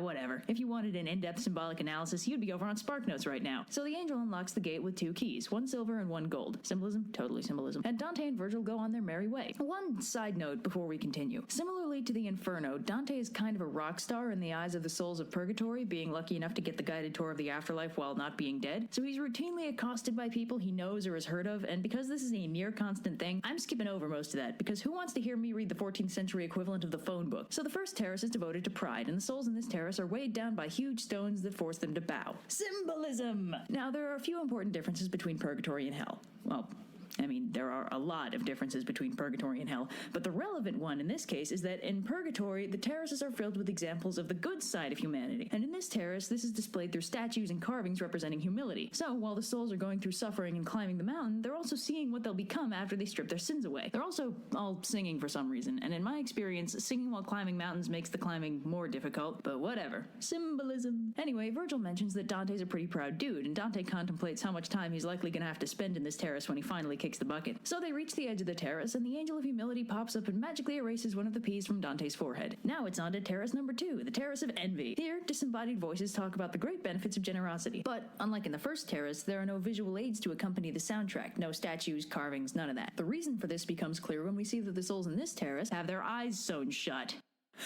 Yeah, purgatory isn't all fun and games. Ooh. Dante and Virgil scoot on That's through so to the loud. edge of the next terrace, where the Angel of Generosity pops up and erases the second P on Dante's forehead. So Dante and Virgil move on to the third terrace, with the corresponding sin of wrath. In contrast with the unsettlingly horrifying nature of the previous terrace's punishment, this one Love is just the, swathed in a blinding acrid mist. Dante has a Full brief Metal convo with one Alchemist of the souls here about the nature of free will, cameo. and then he and Virgil reach the edge of the terrace. The Angel of Peace erases the third P from Dante's face, and they continue on. But before they reach the fourth terrace, Virgil teaches Dante about love. No, not like that. It's because the next four terraces are all about sins that are messed up forms of love. That is, sloth, greed, gluttony, and lust. Here, sloth is defined as insufficient love. So in terrace number 4, sloth is purged through rigorous use of middle school gym class punishment tactics. That is, running in circles forever. So the sun goes down, and Dante has a dream about a hideous siren who entrances him with a song, but he is snapped out of it by some other lady. And then Virgil wakes him up, and they move on to the gate of the 5th terrace, where the Angel of Zeal erases the 4th P from Dante's forehead. And then they pass through to the 5th terrace, where greed is purged. So on this terrace, all the souls here are, well, stuck, lying face down on the ground. Given that this punishment involves being unable to move, I have no idea how you're supposed to be able to climb past this terrace, but there's no time to ponder that because suddenly there's an earthquake and everybody starts singing. What is happening? Anyway, then they notice that someone else is climbing the mountain behind them. His name is Statius, by the way, and Virgil asks him what was up with the quake. Statius is like, oh, well, you see, purgatory isn't affected by normal tectonic or climactic events. Here, we have earthquakes every time a soul finishes up here and is ready to go to heaven. And Virgil's like, huh. So who's the lucky guy? And Statius is like, it's all me, baby. So anyway, our dynamic duo continue upward towards the 6th terrace, where the Angel of Justice erases the 5th P from Dante's forehead. And then it's on to the Terrace of Gluttony, where Dante straight up rips off Tantalus's punishment for the penance of this circle. Here, gluttons starve in a forest of fruit trees where all the fruit is just out of reach. Dante's more confused about how dead people can even starve since they don't have to eat anymore. And Virgil's like, don't ask stupid questions. Yeah, you know the drill. Dante talks to some dudes, gets to the gate, the Angel of Temperance erases a P from his face, and they move on. The 7th terrace is lust, and it mixes up the formula a little bit with an enormous wall of flame. Symbolism? So yeah, the relevant souls are in this wall of fire, just kind of chilling. And again, they're baffled by Dante's aliveness. Dante talks with a few of these lusty dudes, and then Virgil's like, okay, now we need to walk into the fire. And Dante's like, excuse you? And Virgil's like, come on, don't whip out on me now. And Dante's like, there is no way I'm going to set myself on fire for your amusement. And Virgil's like, oh, then I guess you don't want to see your dead girlfriend. So Dante and Virgil take a stroll through the fire. When they get to the other side, the Angel of Purity erases the last P from Dante's forehead, the sun sets, and Dante falls asleep, and then has yet another symbolism-laden dream about women. Man, this guy really needs a girlfriend. But yeah, the women in question are Leah and Rachel, two biblical ladies who represent the active Christian lifestyle or something. Anyway, Dante wakes up, and he and Virgil head onward to the last part of Purgatory, the earthly paradise at the very top of the mountain. Wait, did I say Dante and Virgil? See, the thing is, Virgil can't really guide him any further, mostly because he still technically belongs in hell. Fortunately for all of us, this doesn't mean he has to leave. He can still go with Dante, he just won't be guiding him anymore. So Dante makes it up to the earthly paradise, the very top of Purgatory. Unsurprisingly, the earthly paradise is gorgeous and lovely and pretty much the best thing ever. In the earthly paradise, Dante and Virgil find a lady, Matilda, who starts guiding them through the earthly paradise, where they see a procession of a colorful array of characters that we don't really care about because, oh dang, look who's with them, it's Beatrice! That's right, Dante's dead girlfriend is finally here! Yay! But Virgil's gone. No! Beatrice is like, quit crying, this is supposed to be a place of fun. Turns out Beatrice is also pissed at Dante because after she died, he, get this, fell in love with someone else. Because nobody could be as pure and gorgeous as Beatrice. This is something of a cardinal sin, and is, in fact, the whole reason she sent him to hell in the first place. Insert joke about jealous ex-girlfriends here. Dante's still crying, I didn't know of course, your so Beatrice has her ex-girlfriends could four do that. handmaidens push him into the river Lethe to calm him down, and also purge his memories of sin, but who cares about that? So Dante emerges from the Lethe, and Beatrice finally reveals her face, which is so entrancingly gorgeous that Dante forgets to blink for a while. Then there's some business with the Tree of Knowledge, and Dante passes out. When he wakes up, he scoots on over to Beatrice, who's chilling under the Tree of Knowledge, and Beatrice is like, okay, some crazy stuff is about to go down. Take notes. Okay, so this is pretty weird, so pay attention. First off, there's this chariot, right? It's tied to the Tree of Knowledge, Griffin put it there, nobody cares. Okay, keep your eye on this chariot. Boom! Suddenly, Eagle. Eagle smacks into the chariot and twists it into a pretzel. Next up, Hungry Fox jumps into the chariot, Beatrice punches it. Eagle's back. This time, it molts all over the chariot. Then the ground splits open and a goddamn dragon shows up, stabs the chariot, then drags a chunk of it back underground. Okay.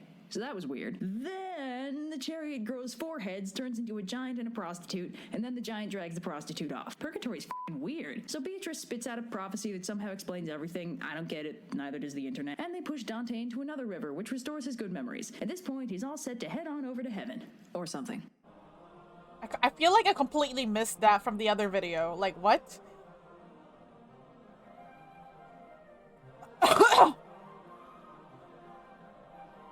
It's crazy.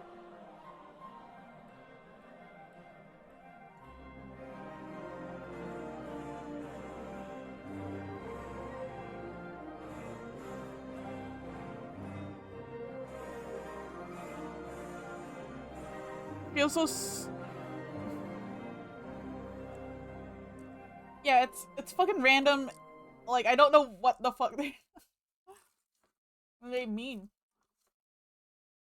When last we left our intrepid adventurers, Dante and his dead girlfriend had just witnessed some really trippy symbolism-laden nonsense and had subsequently ascended to heaven, like you do. Dante starts us off by Symbolism, telling us that probably? God sheds light Yeah. everywhere, but mostly in heaven, which is where he is right now. This is, incidentally, why heaven is bright. Like, really bright. Take note of this brightness, as it is something of a theme in this book. So, fun fact, when Dante says heaven, he basically means space. I understand the confusion, they're both up from the perspective of Earth. So they leave Earth behind, and Beatrice starts him on a guided tour of the celestial spheres. That is, the 14th century model of the solar system, which looks something like this. And here's something for your literary analysis. Motion is a huge theme in the Divine Comedy. In hell, nothing ever changes, while in purgatory, upward motion is the single goal. But in heaven, time is everything always forever, and it's full of spirits buzzing around like 10-year-olds jacked up on pixie sticks. So anyway, the first planet they go to is the moon, which, isn't a planet. And Beatrice is like, look, Dante, everything the light touches is God's kingdom. And Dante's like, what about that shadowy place? And Beatrice is like, oh, it's fascinating, actually. It's not darker because it's farther away. Light's a funny thing, see?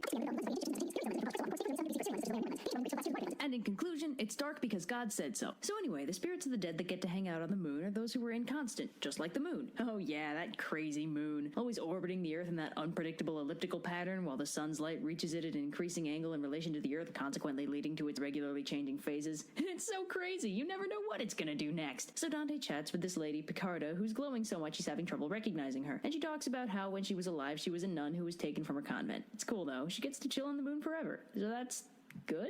Next on this episode of the Magic School Bus The is moon our is tour all of where the Mercury. women Now, is at. Mercury's pretty close to the sun, which means it's, surprise, surprise, too bright to see. So Dante gets to chill with all the heaven-bound souls who were a little too ambitious when they were alive. I'd say it's because they flew too close to the sun. But it's actually because the glory they earned on Earth pales in significance to the glory of God, just like Mercury pales next to the sun because it's too goddamn bright. Dante also hangs out with Emperor Justinian, who's a guy? Some 5th century Byzantine emperor, I guess. Part of what makes these texts difficult to read nowadays is that Dante gave cameos to all his pals and favorite historical figures, only a few of whom we still actually care about today. And so the sands of time wear down on us all. But who cares? Certainly not us. Dante's off to Venus. And to his credit, Dante gets one thing right about Venus. It's very cloudy. But these are nice, sedate, cool clouds that don't rain acid down on the barren hellscape below. No, this Venus is where the lovers go. It's lovely, peaceful, devoid of greenhouse gases and acid lakes, and, surprise, surprise, extremely bright. Anyway, Dante talks to this troubadour who takes the opportunity to take a big old dump on Florence, blaming it for everything wrong with the clergy. For those keeping score, that's so far a handful of popes and one major city that Dante's blaming for the sorry state of the church. On to the fourth heaven, which is the sun. What? What happened to Mars? Why is this path so inefficient? If you were already in Mercury, why the hell would you go to Venus before you went to the sun? Even the Magic School Bus visited the planets in order, and they did that in a bus! Anyway, the sun is bright, no kidding. Dante takes a moment to appreciate the craftsmanship before being surrounded by 12 glowy spheres, each the soul of an extremely wise dude. And then they move on to Mars. Finally, jeez. Anyway, Mars is bright red and full of warriors of the faith, people who died for God. Hey, I wonder if that means Jesus is here. I'm sure he's got a special share somewhere. Anyway, all the glowing souls on Mars are assembled in the shape of a Greek cross, which Google Images tells me is basically a plus sign trying to be an individual. Dante compares the cross to the Milky Way, which tells me that he's either never looked up at the sky or he's finally been blinded by all the goddamn lens flare. Anyway, Dante runs into an ancestor of his with an unpronounceable name, who tells him to write all this stuff down. He also bumps into Judah Maccabee. For those of you unfamiliar, he's relevant to the story of Hanukkah, along with Charlemagne and a few others. Then it's on to Jupiter, and here's where it starts to get weird. So first of all, as soon as Dante and Beatrice get there, the souls start putting on a living fireworks display and spell out the Latin words, "These things." Ugh. Anyway, they mean something like love, peace, you who judges the earth. So the last M hangs around while the other souls scatter, and then it gets really big and bright, and apparently stands for Monarcha, aka Monarch, aka Jesus. Pro tip, when analyzing Paradiso, everything is Jesus. Anyway, then the M turns into a giant eagle, which Dante chats with for a while. It is exactly as weird as it sounds. Also, the eagle is probably Jesus. So they move on to Saturn, which is really everything's bright. It's where the Jesus. contemplatives end up, which is interesting because you'd think it'd be pretty hard to think, let alone hold a conversation civilization on a planet composed entirely of screamingly fast and poisonous winds. Dante chats with another soul, and Beatrice somehow manages to become even prettier. It's symbolic of their ascension closer to God. This is also why the spheres keep getting brighter. Anyway, they climb up this golden ladder, Jacob's ladder apparently, and ascend into the 8th heaven, the circle of the fixed stars. So, time for an astronomy lesson. The fixed stars are an antiquated concept that defined the celestial bodies that didn't seem to move in relation to each other. The things that did move, namely the planets and your occasional asteroid, were designated as wandering stars. The fixed stars were supposedly on the inside of a giant celestial sphere with the Earth at its center, and in fact, they served as the outermost layer of the geocentric model of the solar system. So anyway, Dante climbs a ladder into space. This sphere is just full of saints, because it's basically for the holiest of holy dudes just short of Jesus. One of the dudes here, St. Peter as it turns out, fooshes around Beatrice a few times and then starts arguing with Dante over what faith is. Dante's like, well, see, faith is when you hope something will happen even though you have no evidence to support it. And St. Peter's like, awesome, and poofs off. Then St. James asks him what hope is, and Dante's like, oh, hope is an expectation of good stuff that God gives you if you're good. And St. James is like, great, and poofs off. But then, horror of horrors, Beatrice vanishes. Or maybe Dante's finally gone blind from all the lens flare. Actually, that turns out to be exactly what happened. So Dante's blind, and then St. John shows up and asks him to explain love, and Dante's like, well, it's... And that's why gardens are just the best. Then Beatrice cures Dante's blindness by, wait for it, shining some really bright light into his eyes. Utter BS or the first recorded There's instance so of much laser eye light. surgery? We'll never know. Anyway, now that Dante can see again, he notices a really bright light, and Beatrice is like, yeah, that's Adam, as in Adam and Eve. Let's go say hello. So they go over, and Adam's like, let me stop you right there, because I know what you're about to ask me. Before you ask about all that, it's because I'm literally psychic. God wasn't mad because I ate the fruit, he was mad because I broke the rules. I was in Eden for all of 7 hours. It's been 6,498 years since I got kicked out, and the language I spoke is long dead because 6,000 years have passed. You really get the impression that Adam has heard it all before, and he's like one of those really jaded celebrities who just does not have time for his fans anymore. Anyway, so Dante, the writer, not his self-insert, takes a minute to take a dump on the current pope. So the 5 souls he's talked to so far, Beatrice, St. Peter, St. James, St. John, and Adam, all start glowing really brightly, and then, shock, St. Peter turns red. This is apparently because on Earth, Pope Boniface is apparently just doing an awful job at being pope. It's so bad that God himself is bummed, and the entire rest of heaven turns red as a result. Talk about theatrical. Speaking of theatrics, St. Peter is so incensed by all this corrupt papacy that he starts ranting about evil popes and orders Dante to write about how terrible they are so everybody knows. So anyway, Dante looks back at Earth and his newly unblinded eyes let him see it in insane detail. He even sees the route Odysseus took during the Odyssey and the island of Crete, which is impressive because Crete is tiny, even by island standards. And Beatrice has once again become even more beautiful. As it turns out, this is because they're getting closer to the Primum Mobile, the last physical circle of heaven and the realm of the angels. So Dante sees a really bright light, shocker, which is orbited by 9 rings of light. The smallest ring has the purest light, which Dante thinks is because it's closest to the other light. There was a whole lot of light in that sentence. Incidentally, the light at the center of that is the 10th circle of heaven. We'll get to that. Anyway, Beatrice is like, yeah, that ring is spinning fastest because it's the holiest and closest to God, and it's spurred on by love. And Dante's like, yeah, that's cool and all, but doesn't that imply that the Earth would be the holiest of all the heavenly circles because it's smallest? And Beatrice is like, no, see, because in this universe, the better something is, the bigger it is. Anyway, the 9 rings are representative of the angelic hierarchy, which is pretty fascinating all on its own, so here's how that goes. The smallest ring and the top tier of the angels are the seraphim. Seraphim literally translates to burning one, and they're traditionally represented with 3 sets of wings. Confusingly, seraph is also sometimes used in the Bible to refer to snakes. Man, the Bible just cannot be asked to keep its terminology straight. This is that Satan mess all over again. The second ring are the cherubim, and let me stop you right there, because you just thought of a pudgy little baby with wings and a trumpet, and boy are you wrong. Cherubim are 4-faced monstrosities with 4 wings covered in eyeballs, which sounds less like something that'd decorate a Valentine's Day card and more like a boss in Dark Souls. That baby thing you thought of is actually called a puto, by the way. The third ring are the thrones, which are bizarre, even by heaven standards. They're wheels, specifically 2 wheels, one nested inside the other, and they're also covered in eyeballs for some reason. Also, I think they're on fire. The 4th ring are the dominions, which are blessedly normal looking for angels. They're divinely beautiful dudes with big feathery wings. The 5th ring are the virtues, which I couldn't find a description for, but apparently they glow. Shocker, right? The 6th ring are the powers, which are warrior angels. The 7th ring are the principalities, which are traditional-ish angels that carry scepters and wear crowns because they're basically rulers of certain groups of people, and it's kind of confusing. So next, the 8th ring are the archangels, and I want you to do me a favor and forget everything you think you know about archangels because they are much less cool than you think they are. Archangels are just slightly better than plain vanilla angels, and angels are just messengers. They're the highest class of angel, but not the highest class of angel.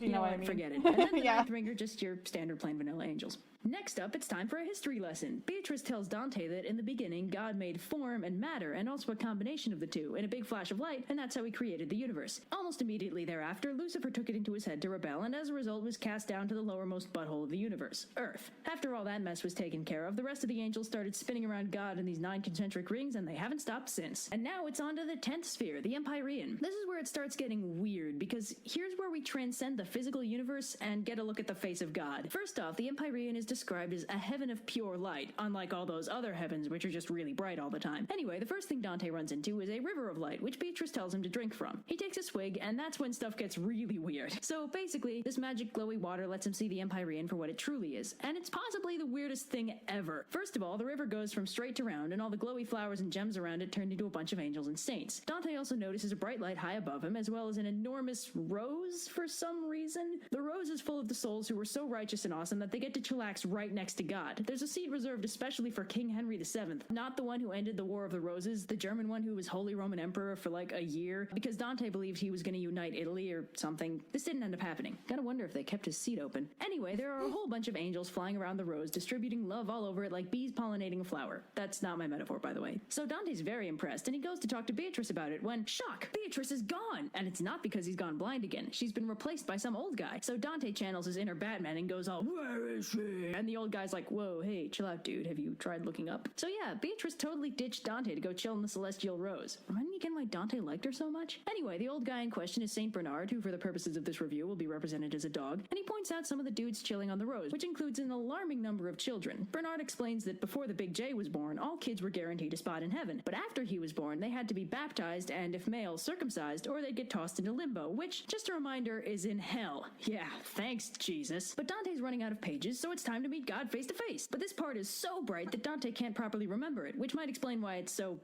weird. So first off, I want you to imagine God for me. Get a really clear image in your head of what you think the big guy looks like. You got it? Great, you're wrong. God is, in fact, 3 glowing circles occupying the same space, one each for the Father, Son, and Holy Spirit. So that incidentally means that one of the glowy rings is, in fact, Jesus, just like everything else in this book. Oh, but we're not done yet. In case you're not confused enough already, at the center of those rings is a book, and it's bound by love? So yeah, God is also a book. This just got like 4 dimensions of meta. There are also rainbows, because of course there are. So, in conclusion, God is a circle full of book and rainbows. Wait one sec. Are you telling me God is a reading rainbow? A reading rainbow! Oh my god, my childhood just got so much more theologically significant. That does remind me of like, I don't remember which show it was. It's called American Gods. Where they portray Jesus literally just like a bunch of guys, because Jesus is everywhere.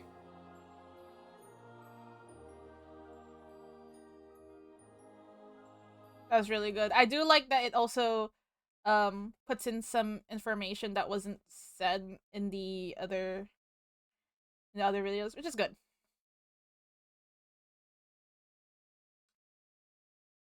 Yeah, it was. It was at Easter.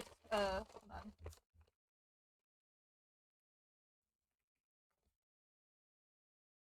Yeah, I remember.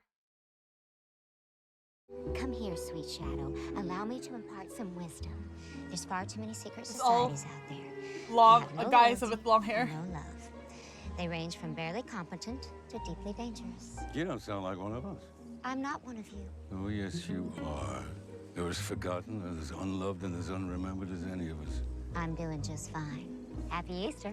Christ has risen. Hello, boys. You were before these assholes were born.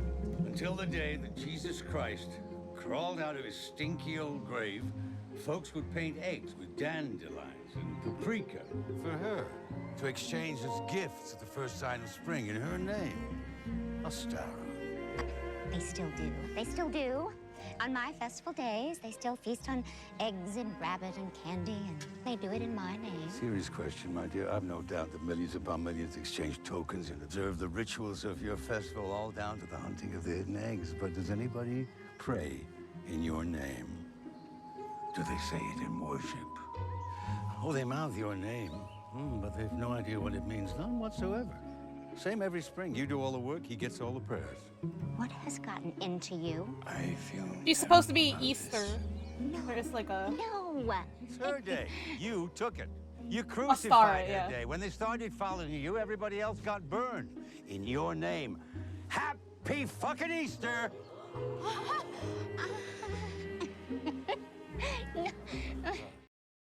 Hold on. Astara. Yeah, she's a god. This one. Feast and honor in a month after her. So she's the reason why there's Easter in the first place. I don't really know much about her, but I know of her.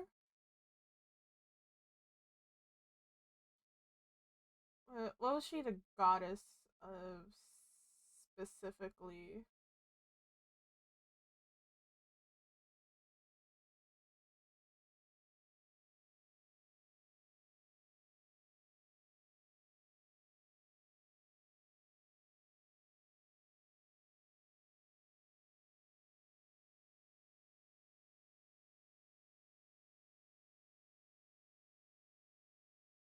Oh well. Well, it is what it is. And okay, I must end the stream here. Well, I had fun.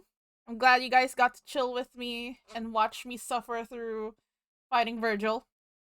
So hopefully we'll finish next week, and then we'll take a break from before we start DMC4, and so we could play a little bit more of Disco Elysium.